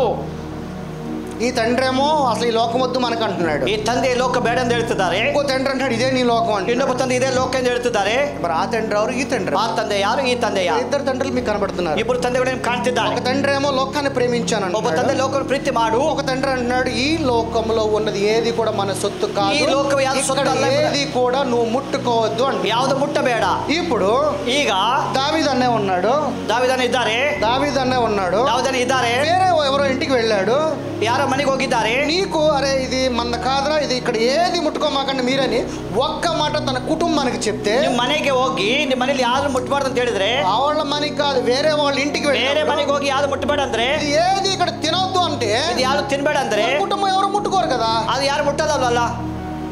అదే చెప్తున్నాడు ఇక్కడ. ಅದೇ ಹೇಳ್ತಿದ್ದಾನೆ. నా తండ్రి నీ తండ్రి యేసు తండ్రి ఏం చెప్తున్నాడంటే, ನಮ್ಮ ತಂದೆ ನಿಮ್ಮ ತಂದೆ ಯೇಸು ತಂದೆ ಹೇಳುವಂತ మన లోకం కాదు, ಇದು ನಿಮ್ಮ ಲೋಕವಲ್ಲ. లోకంలో దేన్ని ಈ ప్రేమించు. ಲೋಕದಲ್ಲಿ ಏನು ಪ್ರೀತಿ ಮಾಡಬೇಡ. ఒకవేళ నీవు ఈ లోకాన్ని కనుక ప్రేమిస్తే, ಒಂದು ವೇಳೆ ಲೋಕವನ್ನು ಪ್ರೀತಿ ಮಾಡಿದರೆ, లోకాన్ని ప్రేమించడం అంటే నువ్వు ఇంకా అబద్ధంలో ఉన్నావని అర్థం. ಲೋಕವನ್ನು ಪ್ರೀತಿ ಮಾಡಿದ್ರೆ ಇನ್ನು ಸುಳ್ಳು ಹೇಳಿದೀಯಾ. సత్యము గనుక తెలిస్తే ಸತ್ಯ ಗೊತ್ತಾದರೆ ఈ లోకాన్ని ప్రేమించవు. ನೀನು ಲೋಕ ಪ್ರೀತಿ ಮಾಡಲ್ಲ. ఒకవేళ నువ్వు లోకాన్ని ప్రేమిస్తే, ಒಂದು ಲೋಕ ಪ್ರೀತಿ ಮಾಡಿದರೆ నేను వాడిలో ఉండను అంట. ನಾನು ಆತನಲ್ಲಿ ಇರೋದಿಲ್ಲ. ఎందుకంటే ಯಾಕಂದರೆ లోకంలో ఉన్న ప్రేమ ಲೋಕದಲ್ಲಿ ಮಾಡಿದಂತ ಪ್ರೀತಿ అదృశ్యమైపోతుంది. ಅದು ಅದೃಶ್ಯವಾಗುತ್ತದೆ. నా ప్రేమ ನನ್ನ ಪ್ರೀತಿ అదృశ్యమవ్వదు. ಅದೃಶ್ಯವಾಗೋದಿಲ್ಲ. నిజమైన నీ పౌరస్థితి, ನಿಜವಂತ ಪೌರತ್ವ పరలోక రాజ్యంలో పరలోక ఉన్నది. రాజ్యము. ఈ భూలోకం ఉన్న పౌరస్థితి నీది కాదు. ಭೂಲೋಕ ಪೌರತ್ವ ನಿಮ್ಮದಲ್ಲ. నీది కాదు అన్నప్పుడు ఈ లోకం మనది కాదనే కదా ನಿಮ್ಮದಲ್ಲ అర్థము. ಅಂದ್ರೆ ಲೋಕ ನಮ್ಮದಲ್ಲ. ఇది మనదే ఈ లోకం అన్నప్పుడు ಇದು ನಮ್ಮದೇ ಲೋಕವೆಂದಾಗ ఈ లోకాన్ని మనం ప్రేమిస్తాము. ಲೋಕವನ್ನು ಪ್ರೀತಿ ಮಾಡ್ತೇವೆ. ఈ లోకం మనదే కాదన్నప్పుడు మనం ఈ లోకాన్ని ప్రేమిస్తాం అంటే అప్పుడు మనకి సత్యము తెలిసిందనా సత్యము తెలియలేదనా? ಲೋಕದ ನಮ್ಮದಲ್ಲ ಅಂತ ಹೇಳುವಾಗ ಲೋಕವನ್ನು ಪ್ರೀತಿ ಮಾಡಿದ್ರೆ ಲೋಕದಲ್ಲಿ ಇರುವಾಗ ಸತ್ಯ ಗೊತ್ತಿದೆ ಗೊತ್ತಿಲ್ವಾ? తర్వాత 16 లోకములో ఉన్నదంతయు లోకంలో ఉన్నదంతయు అనగా అనగా శరీరాశయు శరీరాశయు నేత్రాశయు జీవపు డమ్మము తండ్రి వలన పుట్టినవి కావు. ತಂದೆಯಿಂದ ಹುಟ್ಟಿದಲ್ಲ. ಲೋಕಾಶೆ ಜೀವಾಶೆ నా నుంచి పుట్టినవి కావు అంటున్నాడు. ಯಾವುದು ನನ್ನಿಂದ ಹುಟ್ಟಿದ್ದಲ್ಲ. కానీ మనము చూసినప్పుడు ಆದ್ರೆ ನಾವು ನೋಡುವಾಗ వాటన్నిటిని ప్రేమిస్తాం. ನಾವೆಲ್ಲವನ್ನು ಪ್ರೀತಿ ಮಾಡ್ತೇವೆ. మరి దేవుడు అంటున్నాడంటే ದೇವರಂತ ಮಾತು ఇది మన సంబంధి కాదు, ಇದು ನಮ್ಮ ಸಂಬಂಧಿ ಅಲ್ಲ, అసలు ఇది నువ్వు అసలు ప్రేమించొద్దు అంటున్నాడు. ಇದರ ಪ್ರೀತಿ ಮಾಡು ಅಂತ ಹೇಳ್ತಾರೆ. పొద్దున్న లేచిన కాడి నుంచి మనం ప్రేమించేది వీటన్నిటిని. ಬೆಳಗೆಲ್ಲ ಎದ್ದು ನಾವು ಇದರ ಪ್ರೀತಿ ಮಾಡ್ತೇವೆ. ಯಾಕೆ? సత్యము తెలియలా, ಸತ್ಯನ ಗೊತ್ತಿಲ್ಲ, ఇంకా చీకట్లోనే ఉన్నావు నా ಇನ್ನು సహోదరి, ಕತ್ತಲೆ ಇದ್ದೇವೆ ನಾವು. తర్వాత ಮತ್ತೆ అవి లోక సంబంధమైనవే. అవి లోక సంబంధమైనవే. ಲೋಕ ಸಂಬಂಧಿಗಳು దేవుని సంబంధమైనవి కావంట. ದೇವರ ಸಂಬಂಧವಲ್ಲ. ఏ దేవుడికి తెలీదా? ದೇವ್ರಿಗೆ ಗೊತ್ತಿಲ್ವಾ? అరే నువ్వు నాకు సృష్టినిచ్చావు, ನೀವು ಸೃಷ್ಟಿ ಕೊಟ್ಟಿದ್ದೀಯಾ, నీ పిల్లలు అంటున్నావు, ನಿನ್ನ ಮಕ್ಕಳು ಕೊಟ್ಟಿದ್ದೀಯಾ, నన్ను చెడు మార్గంలోకి ఎందుకు నడిపిస్తున్నావు? ಕೆಟ್ಟ ಬರೋದು ಯಾಕೆ ನಡೆಸಿದ್ದೀಯಾ? దేనికి పనికిరాని బుద్ధిహీనులు అని మనల్ని మనం అనుకుంటా ఉంటాము. ಯಾವುದಕ್ಕೆ ಕೆಲಸಕ್ಕೆ ಬಾರದು ಬುದ್ಧಿಹೀನ. మన పిల్లల్నే మనము ನಮ್ಮ ಮಕ್ಕಳನ್ನ ನಾವು చెడు మార్గంలోకి నడిపించము. ಕೆಟ್ಟ ಮಾರ್ಗದಲ್ಲಿ ನಡೆಸಲ್ಲ. మరి దేవుడికి తెలీదా? ದೇವ್ರಿಗೆ ಗೊತ್ತಿಲ್ವಾ? ఏ దేవుడు మనకన్నా జ్ఞానవంతుడు ದೇವ್ರು ನಮಗೆ కాదా? ಜ್ಞಾನವನ್ನಲ್ಲ. మరి ఎందుకు దేవుడే చెడు మార్గంలో నడిపిస్తున్నాడు? ಯಾಕೆ ದೇವ್ರು ಕೆಟ್ಟ ಮಾರ್ಗ ನಡೆಸ್ತಿದ್ದಾನೆ? మరి ఇక్కడ అదే దేవుడు ఇంకో దేవుడు వచ్చి ఏం ಅದೇ చెప్తున్నాడు? ಇನ್ನೊಂದು ದೇವ್ರು ಹೇಳ್ತಿದ್ದಾನೆ, ఈ లోకంలో మనవి కావు, ಈ ಲೋಕ ನಮ್ಮದಲ್ಲ, మనం ఎవరం కూడా ఇందులో ముట్టుకోమాకండి ನಾವು ಯಾರು ಮುಟ್ಟಬಾರದು అని మన తండ్రి చెప్తున్నాడు. ನಾವು ತಂದೆ ಹೇಳ್ತಿದ್ದಾನೆ. మనం ఒక అడిగేం అటు ఉంటాము, ನಾವು ಒಂದು ಹೆಜ್ಜೆ ಆ ಕಡೆ ಇರ್ತೇವೆ, ಒಂದು ಹೆಜ್ಜೆ ಈ ಕಡೆ ಇರ್ತೇವೆ. అలా ఉన్నప్పుడు నులివెచ్చగా ఉంటే నేను ఉమ్మి వేస్తాను. ನಾವು ಉಗುರು ಬೆಚ್ಚಾಗಿದ್ರೆ ದೇವರು ಉಗುಳು ಹಾಕ್ತಾನೆ. నీవు సత్యమును తెలుసుకోకుండా అవివేక జ్ఞానముతో జీవిస్తే ನೀವು ಸತ್ಯ ತಿಳ್ಕೊಳ್ಳದೆ ಅವಿವೇಕವಾಗಿ ಜೀವಿಸಿದ್ರೆ ఏదో ఉమ్ము వేస్తాను అంటే ನಿಮ್ಮನ್ನು ಆತರು ಹೊರಗಡೆ ಉಗುಳು ಹಾಕ್ತಾನೆ. చాలా మందికి ಅನೇಕರಿಗೆ సత్యము తెలుసుకోవాలంటే ఒక ఇగ్నోరెన్స్, ಸತ್ಯ ತಿಳ್ಕೊಂಡ್ರೆ ಒಂದು తెలుసుకోవాలను. ನಾವು ಅಲಕ್ಷ್ಯ ಮಾಡ್ತೇವೆ. ಬೇಕಾಗಿಲ್ಲ. ఆదివారం నేను యేసు ప్రభువుని నేను రక్షకుడిగా అంగీకరించాను. ಯೇಸು ಸ್ವಾಮಿ ರಕ್ಷಕನ ಅಂಗೀಕಾರ ಮಾಡಿದ್ದೇನೆ. ప్రతి ఆదివారం వస్తాను గుడికి. ಪ್ರತಿ ಭಾನುವಾರ ಚರ್ಚಿಗೆ ಬರ್ತೇನೆ. నెలకు ఒకసారి 2 సంవత్సరాలకు ఒకసారి సంవత్సరానికి ఒకసారి ప్రభు ತಿಂಗಳಿಗೆ ಒಂದ್ಸಲ 2 ವರ್ಷಕ್ಕೆ ಒಂದ್ಸಲ 1 ವರ್ಷಕ್ಕೆ ಒಂದ್ಸಲ ಕರ್ತನ ಮೇಜಲ್ಲಿ ಭಾಗವಹಿಸ್ತೇನೆ. దేవుడు ఏమంటున్నాడంటే ದೇವರು ಹೇಳಂತ ಮಾತು ಗೊತ್ತಾ? నీవు ఇలా చేస్తే క్రైస్తవుడు కాదు. ನೀವು నిజంగా ಈ ತರ ಮಾಡಿದ ಕ್ರೈಸ್ತರಲ್ಲ. దేవుని యొక్క కుమారుడు అన్నప్పుడు, ದೇವರ ಮಗನೆಂದು ಹೇಳಿದರೆ, యేసు ప్రభు సర్వశక్తిమంతుడు అయినప్పుడు ಯೇಸು ಕ್ರಿಸ್ತ ಸರ್ವಶಕ್ತನಾಗಿದ್ದಾರೆ. మనం శక్తి లేని వారిగా శక్తిహీనులుగా జీవిస్తాం. ನಾವು ಶಕ್ತಿ ಇಲ್ಲದವರಿಗೆ ಶಕ್ತಿ ಇಲ್ಲದವರು ಇದ್ದೇವೆ. మనం పెదాలతో అందుకే పెదాలతో మాట్లాడదు అంటాడు. ನಾವು ಅದೇ ತುಟಿಗಳಿಂದ ಬದಿಗೆ ನೀವು ಹೇಳಬೇಡಿ. తర్వాత ನಂತರ లోకమును దాని ఆశయు దాని ఆశయు గతించిపోతున్నవి గాని ಲೋಕದ ಆಶೆಗಳು ಅದು ನಶಿಸಿ ಹೋಗುತ್ತದೆ. దేవుని చిత్తమును జరిగించువాడు నిరంతరము నిలుచును.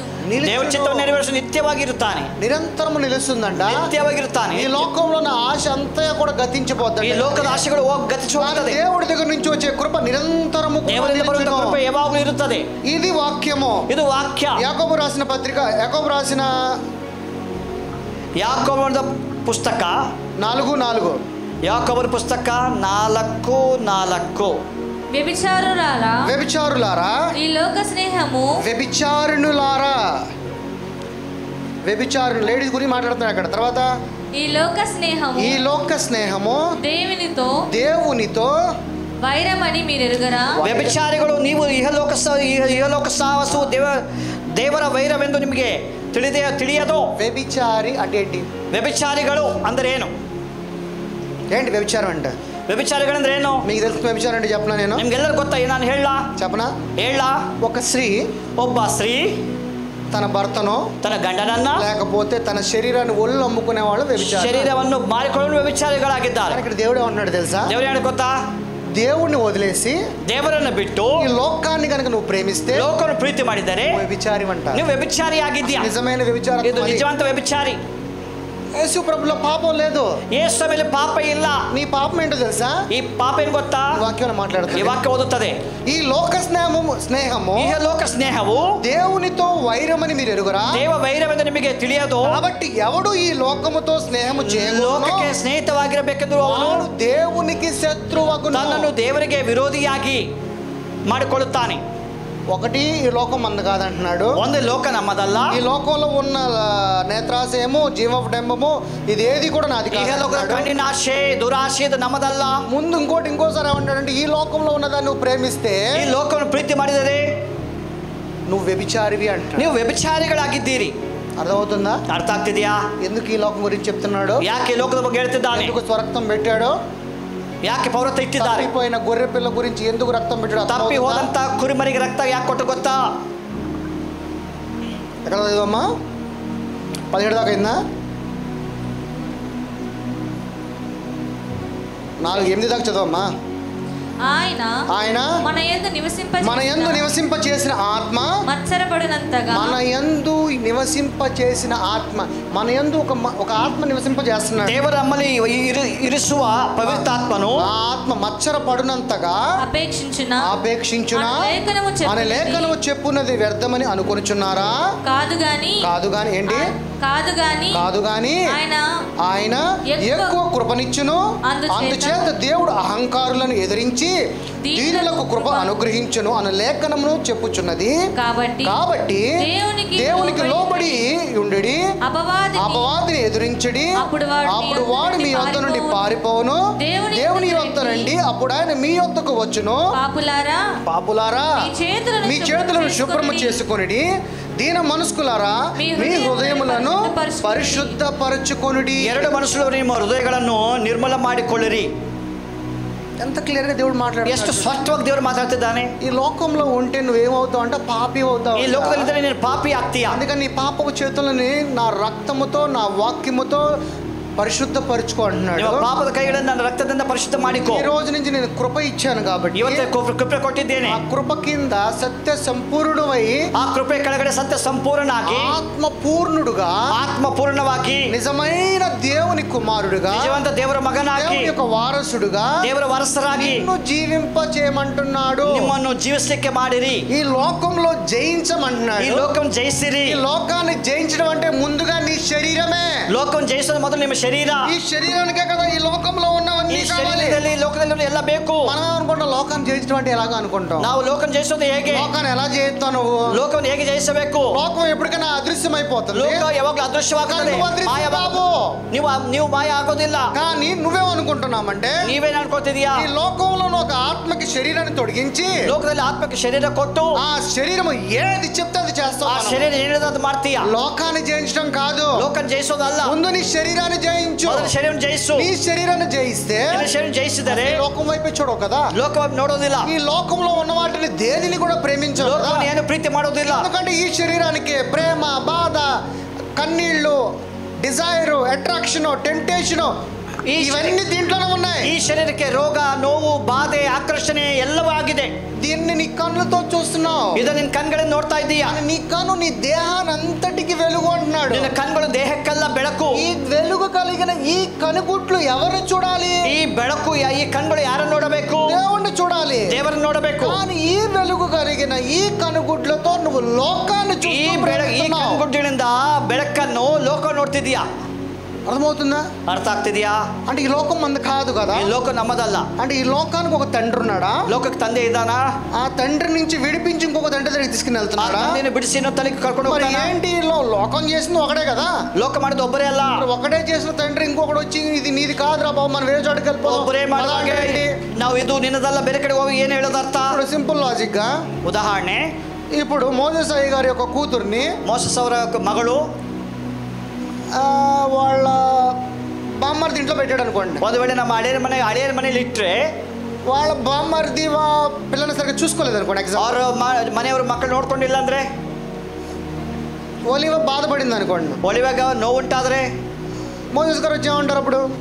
మోసెస్ ಅವ್ರು ಬಂದು ಏನು ಹೇಳ್ತಾರೆ? మన వద్దమ్మ మన ఇంటికి వెళ్ళిపోదాం పద. ಬೇಡಮ್ಮ ನೀನು ಇರ್ಬೇಡ, ಮನೆಗೆ ಹೋಗೋಣ ಬಂದು ಕರಿತೀವಿ. అదేంటి బామ్మర్ది కూడా వాళ్ళే కదా. ಅದೇನು ನಮ್ಮ ಹಳೆಯ ಕೂಡ ನಮ್ಮವರಲ್ಲ కదా.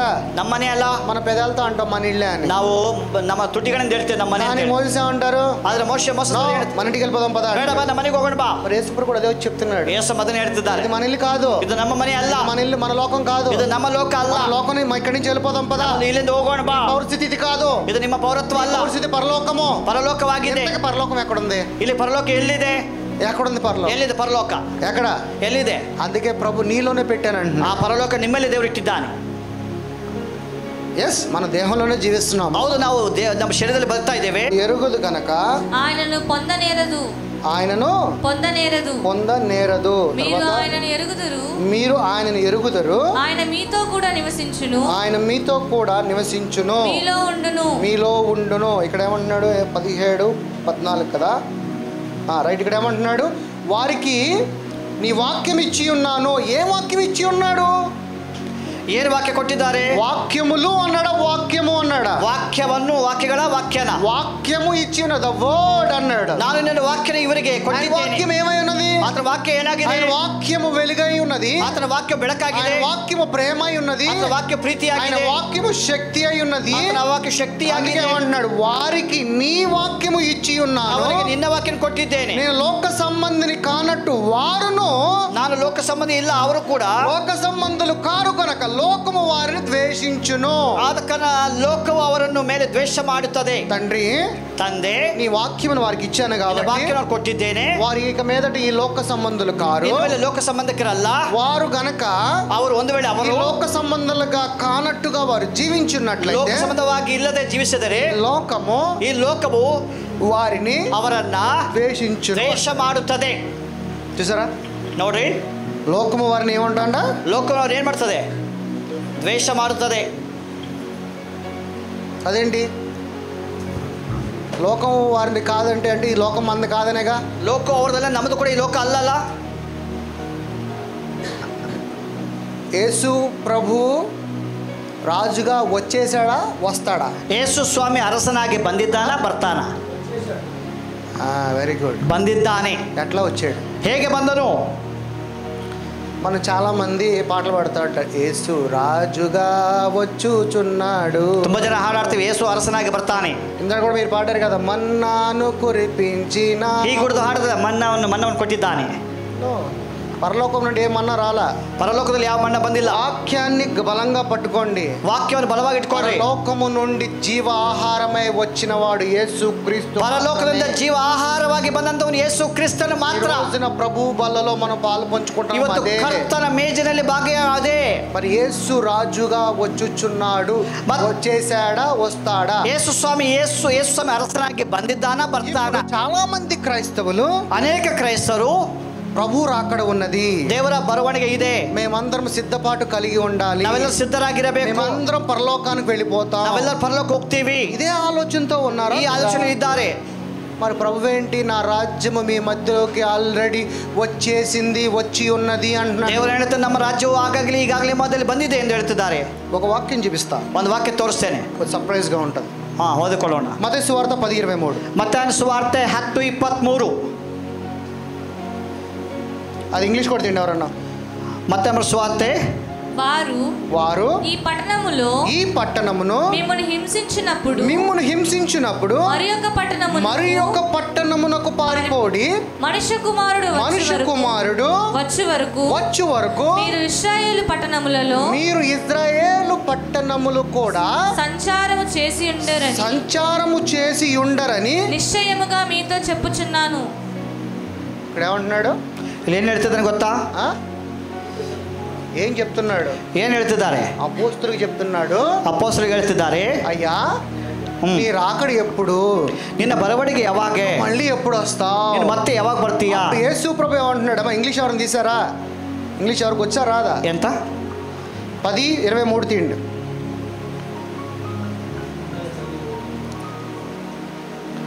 ఎందుకంటే తెలుగు కన్నా ఇంగ్లీష్ బాగా ఉంది, అందుకనే.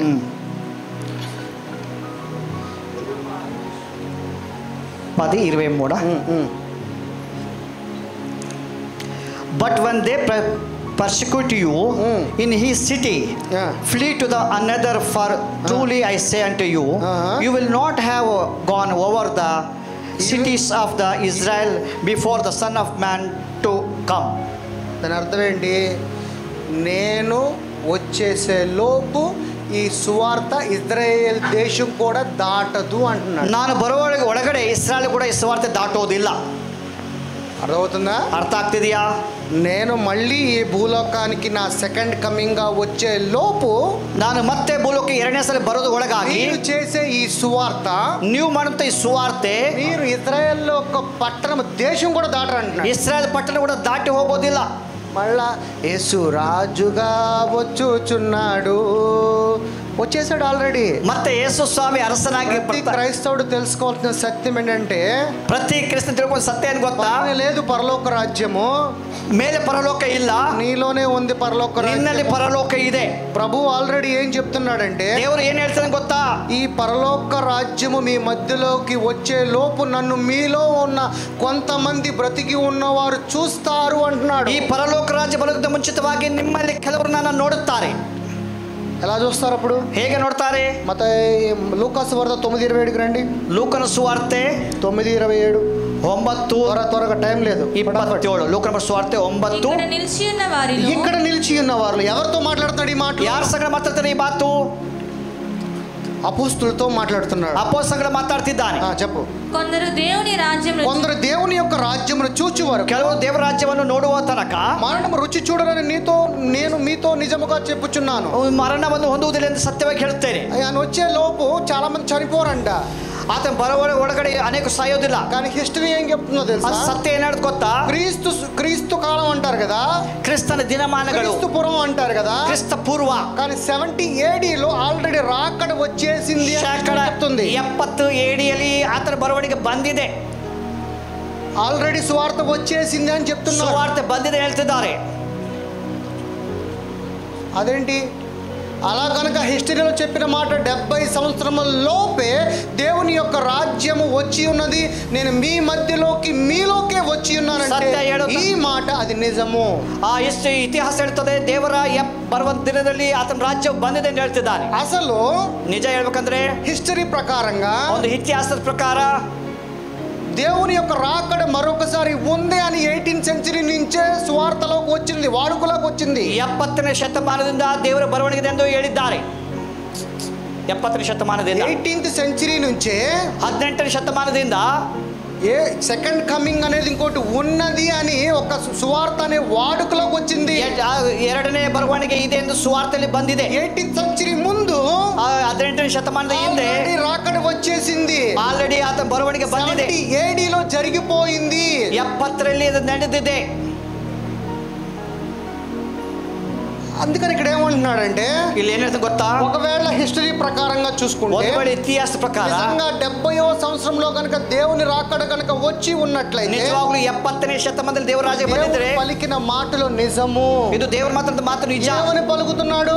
ಏನ್ ಹೇಳ್ತಿದ್ದಾನೆ? మీలో కొంతమంది నా రాకడ వచ్చే సమయము చూస్తారు. ಕೆಲವರು ದೇವರ ರಾಜ್ಯವನ್ನು ನೋಡುವ ತನಕ ಎಂದು ಹೇಳ್ತಿದ್ದಾರೆ. అలాగే తర్వాత ఇంకొక వచనంలో ఏమంటున్నాడు? ಇನ್ನೊಂದು ಮಾತು ಹೇಳ್ತಾ ಗೊತ್ತಾ? మీరు నా రాకడ వచ్చే సమయంలోపు అట్లీస్ట్ ఈ హౌస్పేట్ కూడా దాటరు అంటున్నాడు. ನೀವು ನನ್ನ ಬರವಣಿಗೆಯಲ್ಲಿ హౌస్పేట్ అంటే ఇజ్రాయెల్, ಇಲ್ಲಿ ಹೊಸಪೇಟೆ ಅಂದ್ರೆ ಇಸ್ರಾಯೇಲರು, అంటే ఈ హౌస్పేట్ కూడా దాటి బయటికి వెళ్ళలేరు. సువార్త ದಾಟಿ ಹೋಗಲಿಕ್ಕೆ ಆಗೋದಿಲ್ಲ. ಇಸ್ರಾಯೇಲ್ ವಾಕ್ಯದಲ್ಲಿ యేసు ప్రభు ఏం చెప్పాడు? సర్వ సృష్టికి వెళ్ళే సువార్త సృష్టికి లోకಕ್ಕೆ స్వార్థ సారి, మీరు జస్ట్ ఈ దేశం దాటే లోపే నేను వచ్చేసాను అన్నాడు. ನೀವು ಈ ದೇಶ దాటక ಮುಂಚೆ ನಾನು ಬಂದಿದ್ದೇನೆ. ఒకవేళ మనం గనక థియాలజీ ప్రకారంగా హిస్టరీ నమ్మితే ఈ రెండు వచనాలు నిదర్శనముగా కనబడుతున్నాయి. ನಾವು ಥಿಯಾಲಜಿ ಪ್ರಕಾರವಾಗಿ ನೋಡಿದರೆ, ಈ ಒಂದು ಹಿಸ್ಟರಿ ಪ್ರಕಾರ ನೋಡಿದರೆ ಅದು ನಿಜ ಎಂದು ಅನ್ಕೊಳ್ಬೇಕು.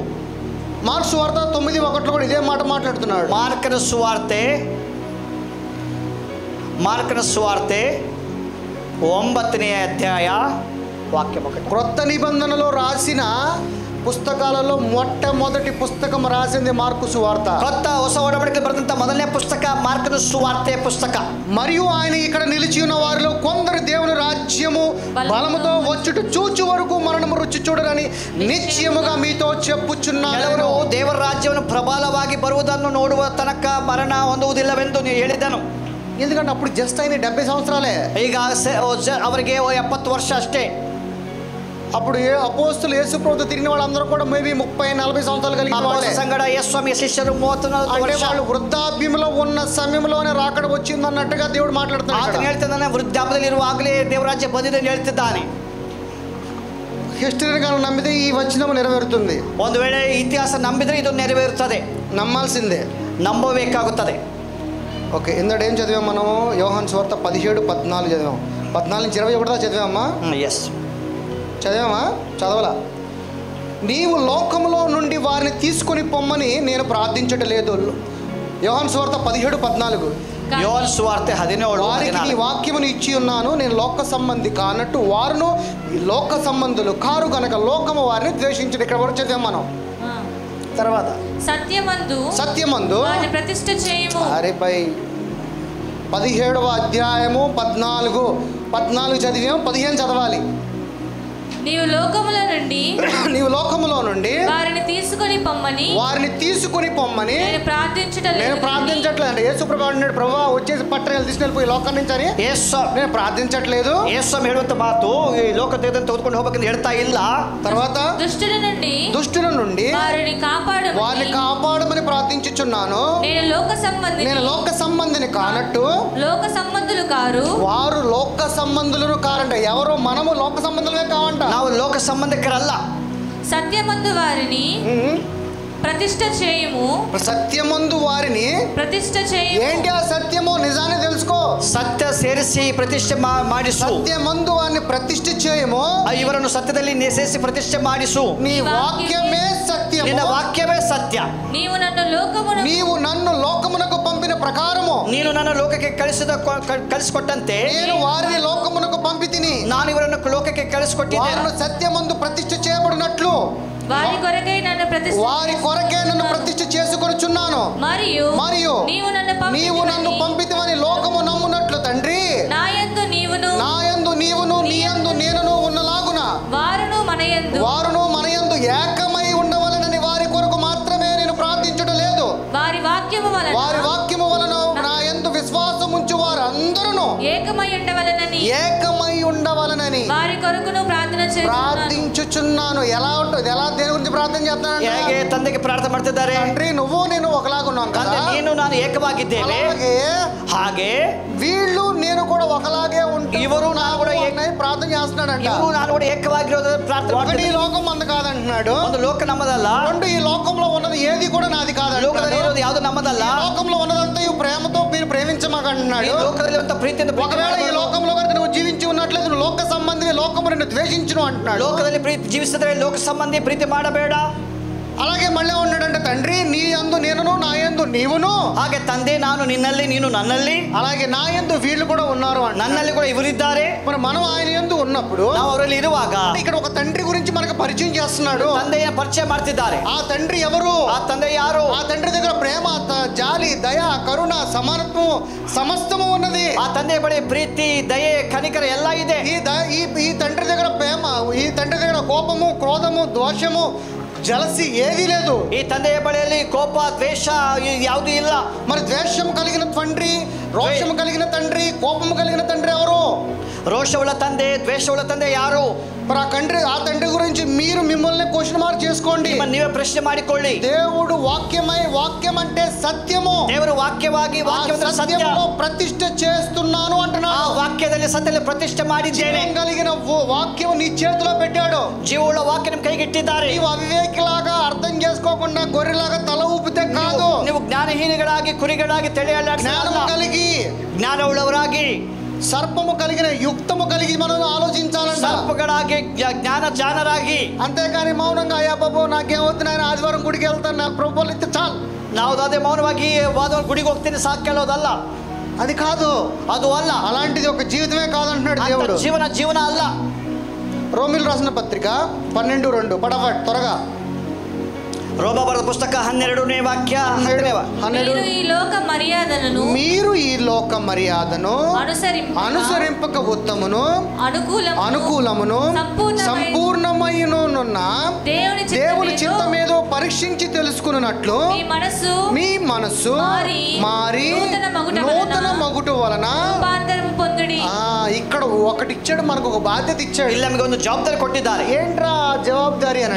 జవాಬ್ದಾರಿ ಗೊತ್ತಾ? రూపాంతరం చెందాలంట. ನೀವು ರೂಪಾಂತರ, రెన్యూ మైండ్, ನಿಮ್ಮ మనస్సನ್ನು ರೂಪಾಂತರ ಮಾಡಿ. రెన్యూడ్ గా ఉంటే ఈ లోకంలో ఇల్లదే ఇದ್ದರೆ ఈ లోకాన్ని ప్రేమిస్తావు, లోకాన్ని ప్రీతి ಮಾಡ್ತೀಯ. రెన్యూ కనుక రూపాంతరం చెందితే, ನೀವು ರೂಪಾಂತರ ಆದರೆ దేవుని యొక్క ఆత్మ కలిగి శక్తిగా ఈ లోకాన్ని నీ కాళ్ళ కింద తొక్కివేస్తావు. ದೇವರ ಆತ್ಮ ಉಳ್ಳವರಾಗಿ ಬಲವಾಗಿ ಶಕ್ತಿಯಾಗಿ ಲೋಕವನ್ನು ಕಾಲ ಕೆಳಗೆ ತೊಳೆದು ಹಾಕ್ತೀರಿ. యేసు ప్రభు ఈ లోకాన్ని తన కాళ్ళ కింద తొక్కేసాడా? లోకాన్ని ప్రేమించాడా? ಯೇಸು ಸ್ವಾಮಿ ಲೋಕವನ್ನು ಕಾಲ ಕೆಳಗೆ ತೊಳೆದು ಹಾಕಿದಾರ?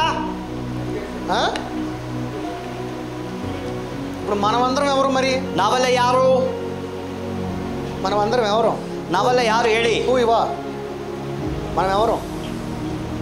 మరి ఆయన బిడ్డలు అయినప్పుడు మనం ఏం చేయాలి? ఈ ಆತನ ಮಕ್ಕಳಾಗಿರುವ ಲೋಕ ನಾವೇನ್ ಮಾಡಬೇಕು? లోకాన్ని తొక్కే అంటే ಲೋಕ ತುಳಿದು ಹಾಕ್ಬೇಕು. మనం ఏం చేద్దాం? ನಾವೇನ್ ಮಾಡ್ತೀವಿ? లోకంలో ఉన్న వాటికి సాగలు పడిపోతాం. ಲೋಕದಲ್ಲಿರುವಂತಹ ವಿಷಯಗಳಿಗೆ ನಾವು ಅಡ್ಡ ಬೀಳುತ್ತಿದ್ದೇವೆ. యేసు ప్రభు ಯೇಸು ಸ್ವಾಮಿ 2 చేపలు ఎత్తుకుని 2 ಮೀನುಗಳನ್ನ, తండ్రి ತಂದೆ ఇంతమంది నా ఎదురుగా ఉన్నారు, ಇಷ್ಟು ಜನ ನಾನು ಇದ್ದಾರೆ, తప్పకుండా ఈ చేపలను 5,000 మందికి పెట్టేలాగా నన్ను దీవించానులా. నేను తప్పదే ఈ 5,000 ಜನರಿಗೆ ఈ ಮೀನುಗಳನ್ನು ಆಶೀರ್ವಾದ ಮಾಡಿ ಅಂತ ಹೇಳಿಲ್ಲ. ఒకవేళ నువ్వు నన్ను దీవించకపోతే, ಒಂದು ವೇಳೆ ಆಶೀರ್ವಾದ ಮಾಡದೇ ಇದ್ದರೆ నేను వీళ్ళందరి ముందు ನಾನು ಇವರೆಲ್ಲರ ಮುಂದುಗಡೆ అవమానింపబడతా, ನನಗೆ ಅವಮಾನ ಆಗುತ್ತೆ. అలా అనలా. ಆ ಥರ ಹೇಳಿಲ್ಲ. ఈ రోజు మన ప్రార్థన ఎలా ఉంది? ಇವತ್ತು ನಮ್ಮ ಪ್ರಾರ್ಥನೆ ಹೇಗಿದೆ? ದೇವರು తండ్రి, ತಂದೆ, కుమారుడు, ಮಗನು, మనం ఆయన పిల్లలు అంటున్నాం. ನಾವು ಅದರ ಮಕ್ಕಳು. తండ్రిలో ఏ మహిమ ఉందో ತಂದೆಯಲ್ಲಿ ಮಹಿಮೆ ಇರುತ್ತೆ, అదే మహిమ కుమారుడు, ಆ ಮಹಿಮೆ ಮಗನಿಗೆ, కుమారుడు కలిగిన మహిమ మనలో ఉందంటున్నాం. ಆ ಮಹಿಮೆಯ తండ్రిలో జీవం ఉన్నది, ತಂದೆಯಲ್ಲಿ ಜೀವ ಇದೆ, అదే జీవం కుమారులో ఉన్నది, ಆ ಜೀವ ಮಗನಲ್ಲಿದೆ, అదే జీవం మనలో ఉందంటున్నాం. ಆ ಜೀವ ನಮ್ಮಲ್ಲಿದೆ. తండ్రిలో సత్యం ఉన్నది, ತಂದೆಯಲ್ಲಿ ಸತ್ಯ ಇದೆ, అదే సత్యం మనలో ಆ ఉందంటున్నాడు. ಸತ್ಯ ನಮ್ಮಲ್ಲಿದೆ, అదే సత్యము కుమారులో ಅದೇ ఉందంటున్నాడు. ಸತ್ಯ ಕುಮಾರಲ್ಲಿದೆ, తండ్రిలో వెలుగు ఉందంటున్నాడు, ತಂದೆಯಲ್ಲಿ ಬೆಳಕಿದೆ, అదే వెలుగు కుమారులో ಆ ఉందంటున్నాడు. ಬೆಳಕು ಮಗನಲ್ಲಿದೆ, అదే వెలుగు మనలో ಆ ఉందంటున్నాడు. ಬೆಳಕು ನಮ್ಮಲ್ಲಿದೆ, తండ్రిలో శక్తి ఉందంటున్నాడు, ತಂದೆಯಲ್ಲಿ ಶಕ್ತಿ ಇದೆ, అదే శక్తి కుమారులో ఆ ఉందంటున్నాడు. శక్తి మగనಲ್ಲಿದೆ, అదే శక్తి మనలో ಆ ఉందంటున్నాడు. ಮಗನಲ್ಲಿ ಆ ಶಕ್ತಿ ನಮ್ಮಲ್ಲಿದೆ. ಅದಕ್ಕೆ రెన్యూ యువర్ మైండ్ అంటే ಅದಕ್ಕೆ ನಿಮ್ಮ ಮನಸ್ಸನ್ನು ರೂಪಾಂತರ ಮಾಡಿ సమస్తము నాలో ఏదైతే ఉన్నదో ಎಲ್ಲವೂ ಏನಿದೆಯೋ అది నీలో కూడా ಅದು ఉన్నది. ನಿನ್ನಲ್ಲಿ ಇದೆ. మరి నేనేం చేసినా దేవుడు ఏమన్నాడు? యేసు ప్రభు ఉపమాన రీతిగా ఏమన్నాడు అంటే, ఈ కొండను కనుక నువ్వు ఎత్తి అక్కడ పడాలంటే పడిపోతాను. ದೇವರು ಹೇಳ್ತಾನೆ, ನೀನು ನಂಬಿಕೆಯಿಂದ ಬೆಟ್ಟವನ್ನು ತೊಲಗಿ ಹೋಗಂದ್ರೆ ಅದು ತೊಲಗಿ ಹೋಗುತ್ತೆ. మరి ఎందుకు పడిపోవట్లా? ಯಾಕೆ ಹೋಗ್ತಾ ಇಲ್ಲ? సత్యము తెలుసుకోవట్లా, ಸತ್ಯನ ತಿಳಿತಾ ಇಲ್ಲ. సత్యహీనుడిగా జీవిస్తున్నావు ನೀವು కాబట్టి, ಸತ್ಯ ಇಲ್ಲದವರಾಗಿದ್ದೀರಿ, అల్ప విశ్వాసంతో జీవిస్తున్నావు ಅಲ್ಪ కాబట్టి. ವಿಶ್ವಾಸಿಗಳಾಗಿದ್ದೀರಿ. పేతురు ఎవరు?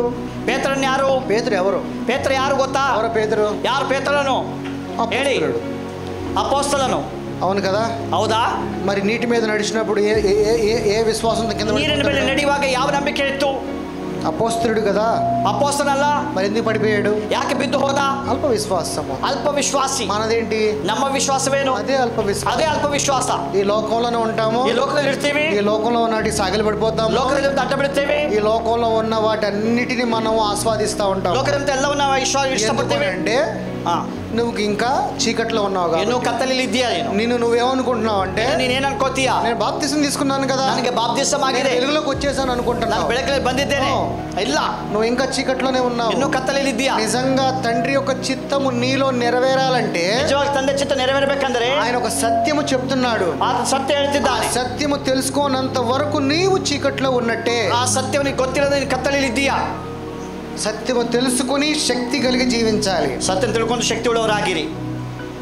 మొదటి యోహాను గ్రంథము ಮೊದಲನೇ ಯೋಹಾನ ಬರೆದ ಪುಸ್ತಕ, ಮೊದಲನೇ ಯೋಹಾನ ಬರೆದ ಪುಸ್ತಕ 2:16 త్వరగా. లోకములో ఉన్నదంతయు, లోకములో ఉన్నదంతా చదివాం మనము. ಎಸ್. ఓకే, తీసే దాని తర్వాత యోహాను సువార్త 8:23 రండి. ಯೋಹಾನ ಸುವಾರ್ತೆ 8:23. ಯೋಹಾನ ಸುವಾರ್ತೆ. అప్పుడు ఆయన మీరు క్రిందవారు, మీరు క్రిందవారు, నేను పైనున్నవారు, నేను పైన ఉండవాడును, మీరు ఈ లోక సంబంధులు, మీరు ఈ లోక సంబంధులు, నేను ఈ లోక సంబంధుడను కాను, నేను ఈ లోక ನಾನು ಈ ಲೋಕದವನಲ್ಲ, కాగా మీ పాపములోనే ఉండి మీరు చనిపోదురని మీతో చెప్పి తిని, ಆದ್ರಿಂದ ನೀವು ನಿಮ್ಮ ಪಾಪಗಳಿಂದಲೇ ಸಾಯುವರೆಂದು ನಿಮಗೆ నేను ಹೇಳಿದೆ. ఆయనను మీరు నేను ఆయననని. మీరు ನಾನು విశ్వసించిన ఆతనెందు. యెడల, ఎవరు ఆయన? ಯಾರು ಆತನು? నేను ఆయననని. ನಾನು ಆತನೆಂದು. ఎవరు ఆయన? ಆತನು ಯಾರು? ఆయనే సర్వోన్నతుడు అయిన ಆತನೇ తండ్రి. ಸರ್ವೋನ್ನತವುಳ್ಳ ದೇವರು. ఆ తండ్రిని మీరు విశ్వసించిన ಆ యెడల, ತಂದೆಯನ್ನು ನಂಬಿದರೆ మీరు మీ పాపములోనే నుండి మీరు మీ పాపములను ఉండి చనిపోవుదురని వారితో నీవు- చెప్పెను. కాబట్టి వారు నీ ఎవరివని వారు నీవెవరమని ఆయనను అడుగగా, యేసు యేసు వారితో, వారితో మొదట నుండి నేను మీతో ఎవడనని చెప్పుచుంటినో వాడినే మిమ్మును మిమ్మల్ని గూర్చి గూర్చి చెప్పుటకు తీర్పు తీర్చుటకు చాలా సంగతులు కలవు గాని నన్ను పంపిన వాడు సత్యవంతుడు. నేను ఆయన యొద్ద వినిన సంగతులే లోకమునకు బోధించుచున్నానని చెప్తున్నాడు. ఎవరితో మాట్లాడుతున్నాడు ఇక్కడ? ಯಾರ ಸಂಗಡ ಮಾತಾಡ್ತಿದ್ದಾರೆ? యూదులతో మాట్లాడుతున్నాడు. ಯೆಹೂದ್ಯರ ಸಂಗಡ ಮಾತಾಡ್ತಿದ್ದಾರೆ. తండ్రి దగ్గర నుంచి వచ్చిన ఏ సంగతులు అయితే ఉన్నాయో ఆ సంగతులనే ఆయన గైకొని విని మనకొచ్చి ತಂದೆಯ ಬಳಿಯಿಂದ ಬಂದಂತ ವಿಷಯಗಳನ್ನು ಕೇಳಿ ಅದನ್ನು ಕೈಗೊಂಡು ಅದನ್ನು ಹೇಳ್ತಿದ್ದೇನೆ. తండ్రి దగ్గర ఏముందంట? ತಂದೆ ಬಳಿ ಏನಿದೆ? తండ్రి దగ్గర సత్యం ఉందంట. ತಂದೆ ಬಳಿ ಸತ್ಯ ಇದೆ. ఆ సత్యమునే బోధిస్తున్నాడు. ಆ ಸತ್ಯವನ್ನು ತಿಳಿಸಿದ್ದಾರೆ. తండ్రి దగ్గర ఏమున్నది? ತಂದೆ ಬಳಿ ಏನಿದೆ? సమానత్వం ఉన్నది. ಆತನ ಏಕತ್ವ ಇದೆ. తండ్రి ఎవరై ఉన్నాడు? ತಂದೆ ಯಾರಾಗಿದ್ದಾರೆ? సజీవుడికి దేవుడే, మృతుడికి కూడా దేవుడే. ಸಜೀವರಿಗೂ ಮೃತರಿಗೂ ತಂದೆಯಾಗಿದ್ದಾರೆ. దగ్గర ఏమున్నది? పునరుద్ధానం ఉన్నది. ತಂದೆಗೆ ಪುನರುದ್ಧಾನ ಇದೆ. సో ఇవన్నీ లక్షణాలు గుణాతిశయములు కలిగి ఉన్న తండ్రి దగ్గర నుంచి వచ్చి ఇవెల్లవూ లక్షణಗಳು గుణాతిశయಗಳು ತಂದೆಯ ಬಳಿಯಿಂದ అదే మనకు బోధిస్తున్నాడంట. అలాగే మొదటి యోహాను పుస్తకము 5వ అధ్యాయము 18. 5:18 త్వరగమ్మా. మనము దేవుని సంబంధులమనియు మన దేవుని సంబంధులమనియు లోకమంతయు దుష్టిని యందున్నదనియు ఎరుగుదము. మనము సత్యవంతుడు అయిన వానిని ఎరుగువలనని దేవుని కుమారుడు వచ్చి మనకు వివేకమును గ్రహించి ఉన్నాడని ఎరుగుదము. మనము దేవుని కుమారుడు అని మనం ఎరగడానికి మనకి సత్యవంతుడు అని ఒకడు వచ్చి ఉన్నాడంట. ದೇವರ ಮಕ್ಕಳು ತಿಳ್ಕೊಳ್ಳಲಿಕ್ಕೆ సత్యవంతుడు ಬಂದನು. ఆయన మనకు వచ్చి ఏమి ఇచ్చాడంట? ఏం కొట్ట? వివేకమును, జ్ఞానమును మనకు అనుగ్రహించాడు. మనము దేవుని కుమారుడైన యేసుక్రీస్తు నందున్న వారమై సత్యవంతుని యందున్నాము. ఆయనే నిజమైన దేవుడు, నిత్య జీవమునై ఉన్నాడు. ಆತನೇ నిత్య జీవವಾಗಿ దేవుడై ఉన్నాడండి. ದೇವರಾಗಿದ್ದಾನೆ. నిత్య జీవం ఎవరిలో ఉంది? నిత్య జీవ ಯಾರಲ್ಲಿದೆ? ఎవరిలో ఉంది నిత్య జీవం? ಯಾರಲ್ಲಿದೆ? యేసు ప్రభువులో ఉంది. యేసు ಕ್ರಿಸ್ತನಲ್ಲಿದೆ. యేసు ప్రభు ఏమై ఉన్నాడు మనకి? యేసు ಸ್ವಾಮಿ ಏನಾಗಿದ್ದಾನೆ? ನಮಗೆ దేవుడై ఉన్నాడు, ದೇವರಾಗಿದ್ದಾನೆ. ఇక్కడ చెప్తున్నాడు దేవుడు. మనము దేవుని కుమారుడైన యేసుక్రీస్తు నందున్న వారమై సత్యవంతుని యందున్నామని ఆయనే నిజమైన దేవుడని నిత్య జీవమునై ఉన్నాడు. ಆತನು ನಿಜವಾದ ದೇವರು, ನಿತ್ಯ ಜೀವವಾಗಿದ್ದಾನೆ. అదే అధ్యాయము 4వ వచనంకు రండి. దేవుని మూలముగా పుట్టిన వారందరూ లోకమును జయించెదరు. లోకమును జయించిన విజయము మన విశ్వాసమే. ఇక్కడ మనం ఈ లోకాన్ని జయించాలి అని అంటే ఒక విశ్వాసం కావాలి. ಇಲ್ಲಿ ಲೋಕ ಜಯಿಸುವ ಒಂದು ನಂಬಿಕೆ ಬೇಕು. ఆ విశ్వాసం ఉంటేనే ఈ లోకంలో ఉన్న దాన్ని అంతా కూడా మనం జయించగలమంట. ఆ ನಂಬಿಕೆ ಇರುವಾಗ ಲೋಕವನ್ನು ಜಯಿಸಲಿಕ್ಕೆ ಸಾಧ್ಯ. ఏంటి ఆ విశ్వాసం? ఏనా ನಂಬಿಕೆ? ఎందుకంటే నా తండ్రి దగ్గర నిత్య జీవం ఉన్నది. ನಮ್ಮ ತಂದೆ ಬಳಿ ನಿತ್ಯ ಜೀವ ಇದೆ. నా తండ్రి నన్ను సజీవుడుగా తనతో పాటు తన సింహాసనం ముందు కూర్చోబెట్టాడు. ಕುಂದಿರಿಸಿದ್ದಾನೆ. సో అలాగా ఆ ప్రకారವಾಗಿ మనలని నిజమైన దేవుడుగా, సత్యవంతుడిగా ప్రభువునందులో మనం ఉన్నామని, ఆయన ద్వారా తండ్రి చెంతకు వెళుచున్నామని ఒక సత్యమును మనకు బయలుపరుస్తున్నాడు. కాబట్టి ನಾವು ಆತನ ತಂದೆಯ ಬಳಿಗೆ ಹೋಗ್ತೇವೆ ಸತ್ಯವನ್ನು ಪ್ರಕಟಣೆ ಮಾಡ್ತಿದ್ದಾನೆ. మొదటి యోహాను పుస్తకము 4:5. వారు లోక సంబంధులు గనుక. మొదటి యోహాను 4:5.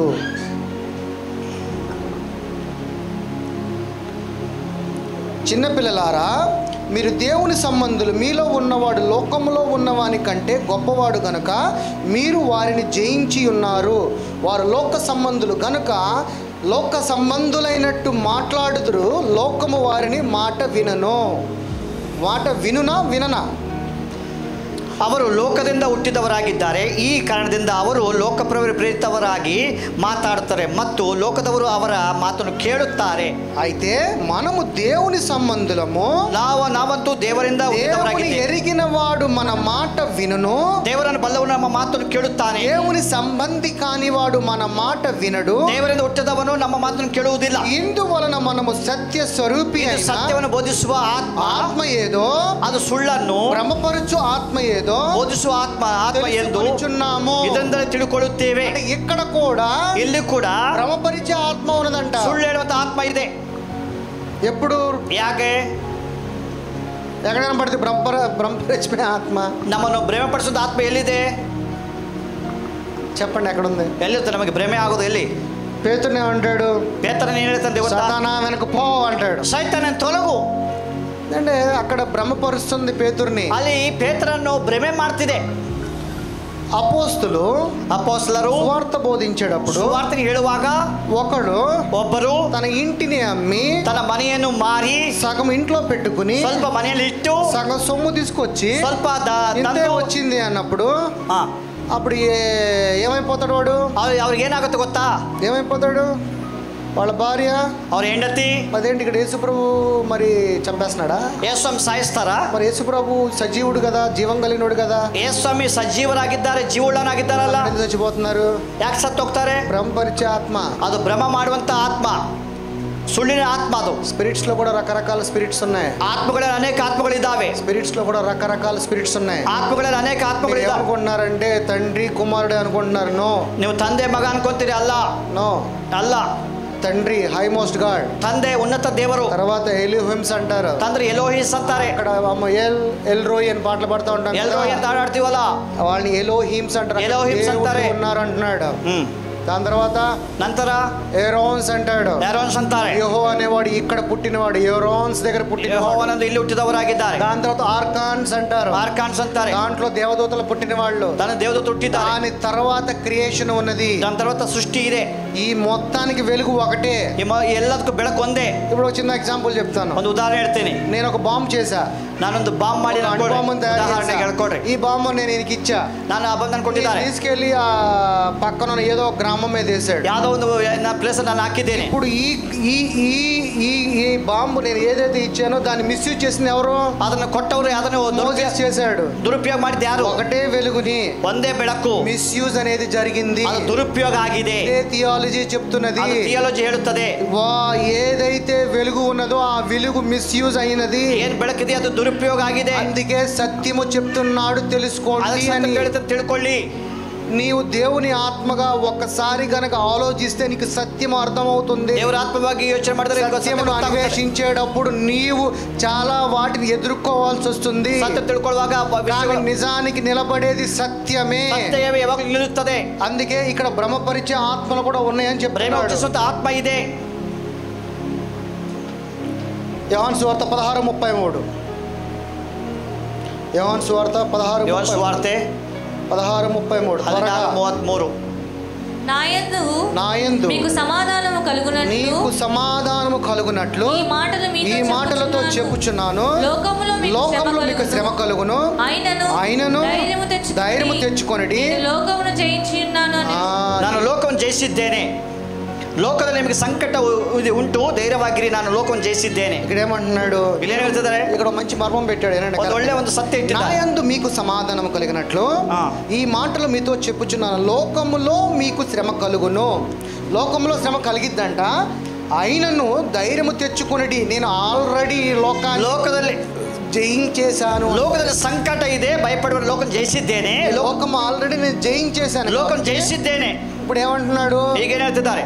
ధైర్యముగా తెచ్చుకుని జీవించుడి అంటే ధైర్యం ತಂದುಕೊಂಡು ಜೀವಿಸಿರಿ, ಬದುಕಿರಿ. ఈ లోకంలో నీ లోకాన్ని నేను ఆల్రెడీ జయించేశాను, ఈ లోకం జయిಸಿದ್ದೇನೆ. నీవు భయపడొద్దు, ನೀವು ಹೆದರ್ಕೋಬೇಡಿ, ಭಯಪಡಬೇಡಿ. నా వెలుగుగా, ನೀವು ನನ್ನ ಬೆಳಕಾಗಿ, తండ్రి యొక్క కుమారుడుగా, ತಂದೆಯ ಮಗನಾಗಿ, యొక్క వారసుడుగా, ನಿನ್ನ ವಾರಸರಾಗಿ, సత్యముతో ప్రతిష్ఠింప చేయబడిన వాడుగా, ಪ್ರತಿಷ್ಠೆ ಮಾಡಿದವರಾಗಿ నీవు ఈ లోకంలో, ನೀವು ಈ ಲೋಕದಲ್ಲಿ నీవు జీవించు అన్నాడు. ನೀವು ಜೀವಿಸಿರಿ. నువ్వు ఆ విధంగా జీవించాలి, కానీ ಆ ಪ್ರಕಾರ ಜೀವಿಸಬೇಕು. కానీ మనము ಆದ್ರೆ ನಾವು ఈ లోకములో, ఈ లోಕದಲ್ಲಿ లోక మర్యాదకి, ಲೋಕ ಮರ್ಯಾದೆಗಳಿಗೆ మనము ನಾವು సమర్పించేసుకుంటున్నాము.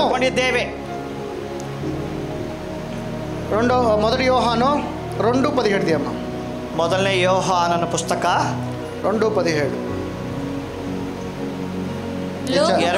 ఇది చదివినట్టున్నావు. లోకము దాని ఆశ గతించిపోయినవి కానీ దేవుని చిత్తము జరిగించేవాడు నిరంతరము నిలుచును. ఇప్పుడు మామూలుగా ప్రభువు ఒక 2-3 ఉపమానాలు చెప్పాడు. ಕರ್ತನು ಅನೇಕ ಉಪಮಾನಗಳನ್ನು ಹೇಳಿದ್ದಾರೆ, ಸಾಮ್ಯಗಳನ್ನು ಹೇಳಿದ್ದಾರೆ. ఏంటి ఉపమానాలు? ಆ ಸಾಮ್ಯಗಳು ಏನು ಗೊತ್ತಾ? ఒక ముత్యం ఉందంట, ಒಂದು ಮುತ್ತು ಇದೆ. ಮುತ್ತೇನಾ? ముత్యము. ಮುತ್ತು ఆ ముత్యాన్ని ఒక వెలగల రాళ్ళు వాడు చూశాడంట. ಆ ಮುತ್ತುಗಳನ್ನ ಬೆಳೆಯುಳ್ಳ ಒಬ್ಬ ವ್ಯಕ್ತಿ ನೋಡಿದ್ದಾರೆ. చూసి వాడు ఏం చేశాడు? ಆ ಮುತ್ತುಗಳನ್ನು ನೋಡಿ ಏನು ಮಾಡಿದರು? తన దగ్గరున్న రాళ్ళన్నిటినీ అమ్మేసి ಆತನಿರುವಂಥ ಎಲ್ಲ ಕಲ್ಲುಗಳನ್ನು ಮಾರಿ వాడు ఏదైతే ముత్యాన్ని చూశాడో, ಯಾವ ಮುತ್ತನ್ನು ನೋಡಿದ್ದಾನೋ ఆ ముత్యంలో ఒక సత్యం ఉన్నది, ಆ ಮುತ್ತುಗಳಲ್ಲಿ ಸತ್ಯ ಇದೆ, ఆ ముత్యంలో ఒక శక్తి ఉన్నది, ಆ ಮುತ್ತಿನಲ್ಲಿ ಸತ್ಯ ಇದೆ. అది గ్రహించి ಅದನ್ನು ತಿಳ್ಕೊಂಡು వాడు ఏం చేశాడు? ಅವನೇನ್ ಮಾಡ್ದ? వాడికున్నదంతా అమ్మి ಎಲ್ಲವನ್ನು ಮಾರಿ వాడు ఆ ముత్యాన్ని కొనుక్కున్నాడు. ಅವನು ಆ ಮುತ್ತನ್ನು ಕೊಂಡುಕೊಂಡ. అలాగే మనం కూడా, ಹಾಗೆ ನಾವು ಕೂಡ లోకంలో ఉన్నదంతయు విడిచి ಲೋಕದಲ್ಲಿರುವಂತ ಎಲ್ಲವನ್ನು ಬಿಟ್ಟು నిజమైన ముత్యము ఎక్కడ ఉన్నది అంటే, ನಿಜವುಳ್ಳ ಮುತ್ತು ಎಲ್ಲಿದೆ ಅಂದ್ರೆ క్రీస్తులో ఉన్నది. ಕ್ರಿಸ್ತನಲ್ಲಿ ಇದೆ. క్రీస్తులో ఉన్న ముత్యమును మనం ఈ లోకమును విడిచి ಕ್ರಿಸ್ತನಂತ ಮುತ್ತನ್ನು ಬಿಟ್ಟು ಲೋಕದಲ್ಲಿ దానిని కొనుక్కోవాలి. ಅದನ್ನು ಕೊಂಡುಕೊಳ್ಳಬೇಕು. ఎలా కొనుక్కోవాలి? ಹೇಗೆ ಖರೀದಿ ಮಾಡಬೇಕು? ఇక్కడ నువ్వు ఎటువంటి వెల చెల్లించాల్సిన ಇಲ್ಲಿ అవసరం ನೀವು లేదు. ಏನು ಕ್ರಿಯೆ ಕೊಡ್ಲಿಕ್ಕೆ ಬೇಡ. ఈ విశ్వాసం అనే వెల చెల్లించి ನಿಮ್ಮ ನಂಬಿಕೆಯನ್ನು ಕೊಟ್ಟು నువ్వు కొనుక్కోవాలి. ನೀವು ಖರೀದಿ ಮಾಡಬೇಕು. ఈ 2-3 ఉపమానాలు చూద్దాం ఒకసారి. ಎರಡು ಮೇಲೆ ಒಂದು 13వ మత్తయి సువార్త 13 ಮತ್ತಾಯ ಸುವಾರ್ತೆ 13 13:44. 13:44 పరలోక రాజ్యము పొలములో దాచబడిన ధనమును పోలి ఉన్నది. ఒక పరలోక రాజ్యము ಹೊಲದಲ್ಲಿ ಹೂಡಿಟ್ಟ ದ್ರವ್ಯಕ್ಕೆ మనుషుడికి ఒక పొలం ఉన్నదంట. ಒಬ್ಬ ವ್ಯಕ್ತಿಗೆ ಒಂದು ಹೊಲ ಇದೆ. ఆ పొలములో ఒక ధనం ఉందంట, ధననిధి ఉందంట. ಆ ಹೊಲದಲ್ಲಿ ಒಂದು ದ್ರವ್ಯ ಇದೆ. ఆ పొలములో ఉన్న ధననిధి ఉన్నాడు ఒక మనుషుడు చూశాడంట. ಆ ದ್ರವ್ಯವನ್ನು ಒಬ್ಬ ವ್ಯಕ್ತಿ ನೋಡಿದ್ದಾನೆ. అందులో ఉన్న ಅದರಲ್ಲಿ ಇರುವಂತ ధనాన్ని చూశాడంట. ಅದಂತ ಧನವನ್ನು ನೋಡಿದ್ದಾರೆ. దాన్ని కనుగొని ಅದನ್ನು ಕಂಡುಕೊಂಡು దాచిపెట్టి ముచ్చిట్టు అది దొరికిన సంతోషముతో వెళ్ళి తనకు కలిగినదంతయు అమ్మి ఆ పొలమును కొనును. ಸಂತೋಷದಿಂದ ತನ್ನ ಬದುಕನ್ನೆಲ್ಲ ಮಾರಿ ಆ ಹೊಲವನ್ನು ಕೊಂಡುಕೊಂಡನು. అలాగే ఈ లోకದಲ್ಲಿ కూడా ఈ లోకంలో నువ్వు కనుగొనాల్సింది ఏంటంటే, ఈ లోకದಲ್ಲಿ ನೀನು ತಿಳ್ಕೊಳ್ಳೋ ವಿಷಯ ಗೊತ್ತಾ? ప్రభువుని కనుగొనాలి. ಲೋಕದಲ್ಲಿ ಕರ್ತನ ತಿಳ್ಕೊಳ್ಳಬೇಕು. విశ్వాసముతో నువ్వు కొనాలి. ನಂಬಿಕೆಯಿಂದ ಕೊಂಡುಕೊಳ್ಳಬೇಕು. నీవు సత్యమును తెలుసుకుని ನೀನು ಸತ್ಯ ತಿಳ್ಕೊಂಡು క్రీస్తులాగా జీవించాలి. ಕ್ರಿಸ್ತನಾಗಿ ಜೀವಿಸಬೇಕು. మరియు పరలోక రాజ్యము మంచి ముత్యములను వెతుకుచున్న వర్తకుని పోలి ಹೋಲಿಕೆಯಾಗಿದೆ. అయితే అతడు ಅವನ ಬಹು ಬೆಳೆಯುಳ್ಳ అమూల్యమైన ఒక ముత్యమును కనుగొని పోయి తనకు కలిగినదంతయు అమ్మి దాన్ని కొనెను. తనకు ఉన్నదంతా కూడా అమ్మేశాడంట. ಅವನ ಬದುಕನ್ನೆಲ್ಲ ಮಾರಿ ಅದನ್ನು ಕೊಂಡುಕೊಂಡಂట. ఆ ముత్యంలో ఉన్నది అసలు సిసలైన రహస్యము. ముత్తಲ್ಲಿ రహస్య ಇದೆ. ಹಾಗೆ ఈ లోకం అంతట్లో కూడా, ఈ లోಕದಲ್ಲೆಲ್ಲ ಕೂಡ సత్యం ఒకటి ఉన్నది. సత్య ಇದೆ. ఆ సత్యమే క్రీస్తు. ఆ సత్ಯವೇ ಕ್ರಿಸ್ತನು. సత్యమును నువ్వు కనుగొనాలి. ఆ సత్యం తిಳ್కోಬೇಕು. నీవు ఆ సత్యమును కనుగొనంత నీవు సత్యం తిಳ್ಕೊಂಡರೆ నీవు అంతహీనుడివే. ನೀವು ಅಂಧರಾಗಿದ್ದೀರಿ. బుద్ధిహీనుడివే. నీవు నీ పరలోకం ఎలా ఉందంటే ఒక పొలము లాంటి రాజ్యమై ఉందంట. పరలోకము ಹೊಲದಲ್ಲಿ ರಾಜ್ಯದ ಆಗಿದೆ. ఆ పొలములో దేవుని యొక్క విత్తనము నాటబడాలి. ఆ ಹೊಲದಲ್ಲಿ ದೇವರ ವಾಕ್ಯವನ್ನು ಬೀಜ ಬಿತ್ತಬೇಕು. ఆ విత్తనము చచ్చి నీవు మళ్ళా ఆ విత్తనము చెట్టు వలె మొలుస్తుంది. బీజ సత్తు ಅದು ಸಸಿಯಾಗಿ ಬೆಳೆಯುತ್ತದೆ. అలాగే నీవు కూడా అలాంటి యొక్క సాదృశ్యము కలిగిన జీవితమే జీవించాలి. ನೀವು ಕೂಡ ಅದೇ ತರ ಜೀವಿಸಬೇಕು. అదే అధ్యాయము 31 రామ్మ. అదే అధ్యాయ 31ನೇ వాక్య. ఆయన మరి ఒక ఉపమానం వారితో చెప్పెను. పరలోక రాజ్యము ఒకడు తీసుకుని తన పొలములో విత్తిన ఆవ గింజను పోలి ఉన్నది. అది విత్తనములన్నిటిలో చిన్నదే గాని అది పెరిగినప్పుడు కూర మొక్కల అన్నిటిలో పెద్దదై ఆకాశ పక్షులలో వచ్చి దాని కొమ్మల యందు నివసించినంత చెట్టు అగును. ఏంటా చెట్టు చెప్పగలరా? ಯಾವುದದು ಗಿಡ? ఏంటో చెట్టు? ಯಾವುದು ಕೂಡ?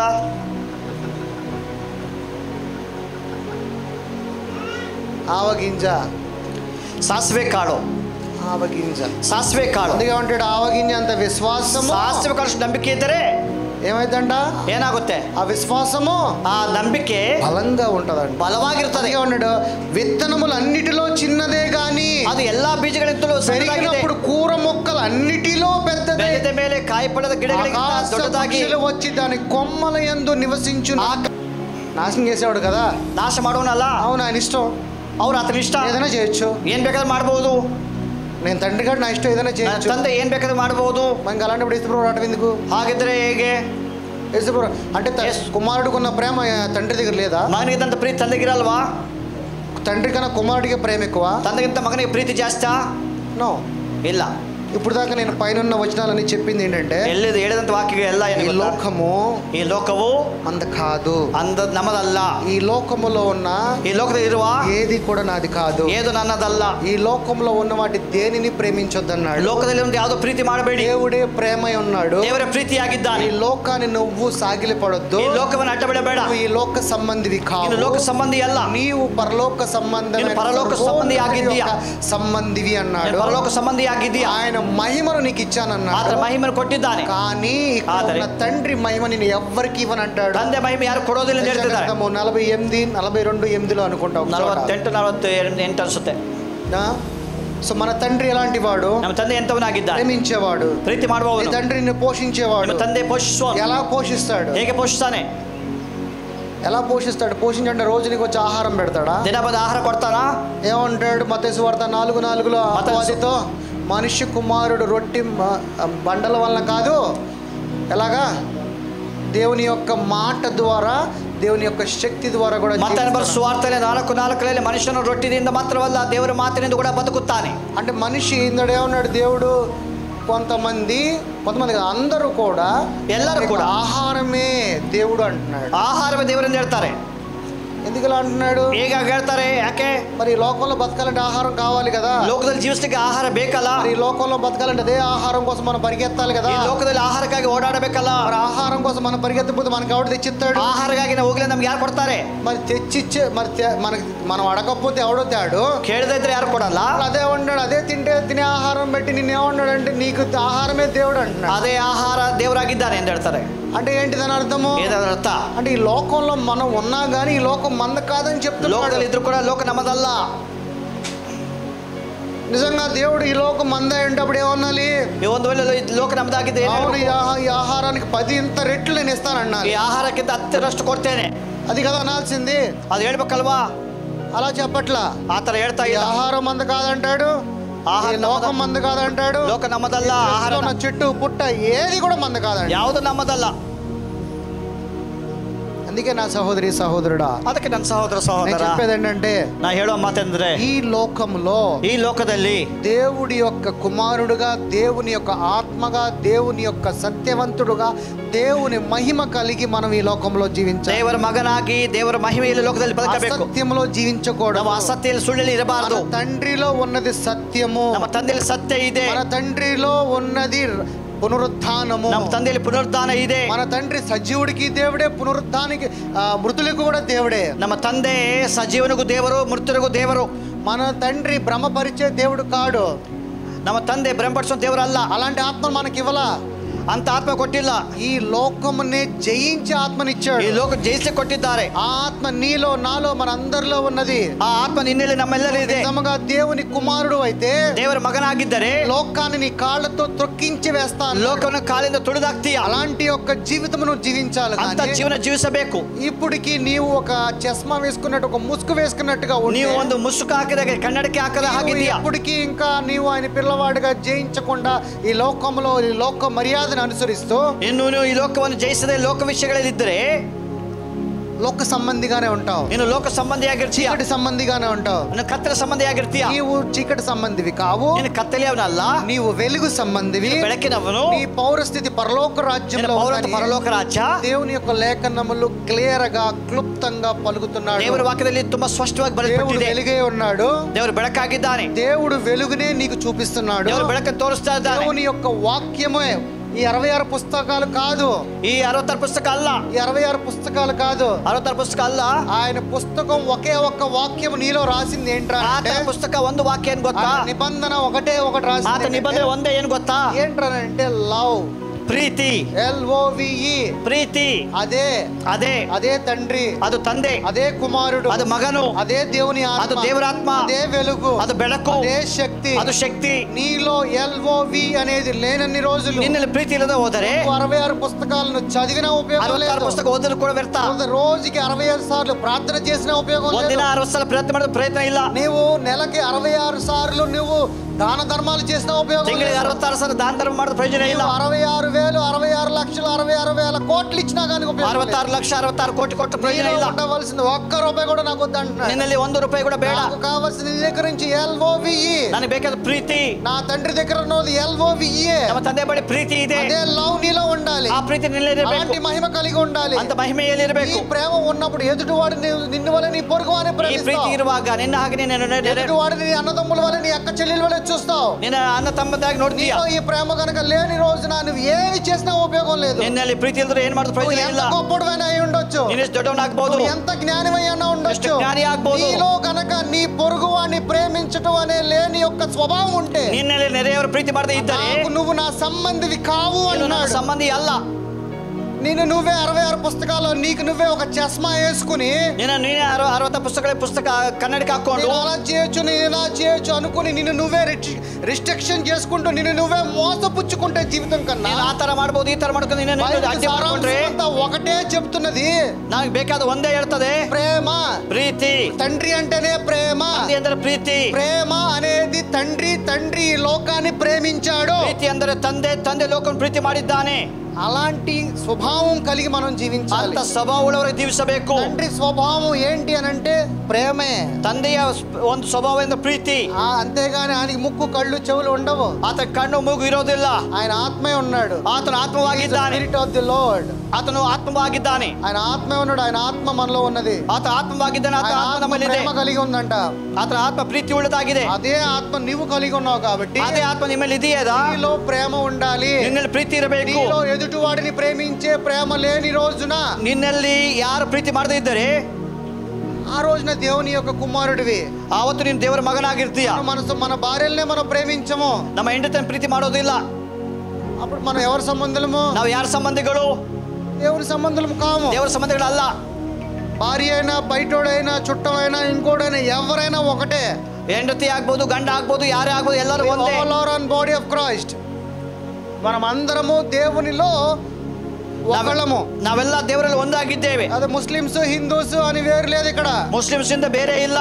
హిందూ ముస్లిం అనేది ఈ చస్మా వేసుకున్నాం మనం అందరూ చూస్తున్నాం. ಹಿಂದೂ ಮುಸ್ಲಿಂ ಅನ್ನೋದಾಗಿ ನಾವು ನೋಡ್ತಿದ್ದೇವೆ. మతంగా మనం కట్టుకుని ನಾವು ಧರ್ಮವಾಗಿ ನೋಡಿ గుడులు ఈ సంఘాలు నేర్పిస్తున్నాయి ఇవే. ಈ ಗುಡಿಗಳು ಸಭೆಗಳು ಈ ತರ ಹೇಳ್ತಾ ಇದೆ. ఏంట్రా అంటే నువ్వు క్రీస్తు, ನೀವು ಕ್ರಿಸ್ತನು, ఇలా అంటే నువ్వు క్రైస్తవ మతము, ಇದು ಕ್ರೈಸ್ತ ಮತವಾಗಿದೆ. హిందూవి, ಇದು ನೀನು ಹಿಂದೂ, నువ్వు ముస్లింవి, ಮುಸ್ಲಿಮು. కానీ దేవుడికి అసలు ఇదేమీ లేదు. ದೇವರಿಗೆ ಅದು ಏನೂ ಇಲ್ಲ. మనం అందరం ఒకటి ನಾವೆಲ್ಲ అంటే ಒಂದಾಗಿದ್ದೇವೆ. కానీ సంఘం ఏం నేర్పిస్తుందంటే ಸಭೆ ಏನು ಕಳಿಸ್ತದೆ? నీవు క్రైస్తవులం కాబట్టి ఇలాగే ఉండాలి, ನೀವು ಕ್ರೈಸ್ತರಾಗಿ ಹಿಂಗೆ ಇರಬೇಕು, ఇలాగే జీవించాలి, ಹೀಗೆ ಜೀವಿಸಬೇಕು. ఇలాగే జీవించని రోజున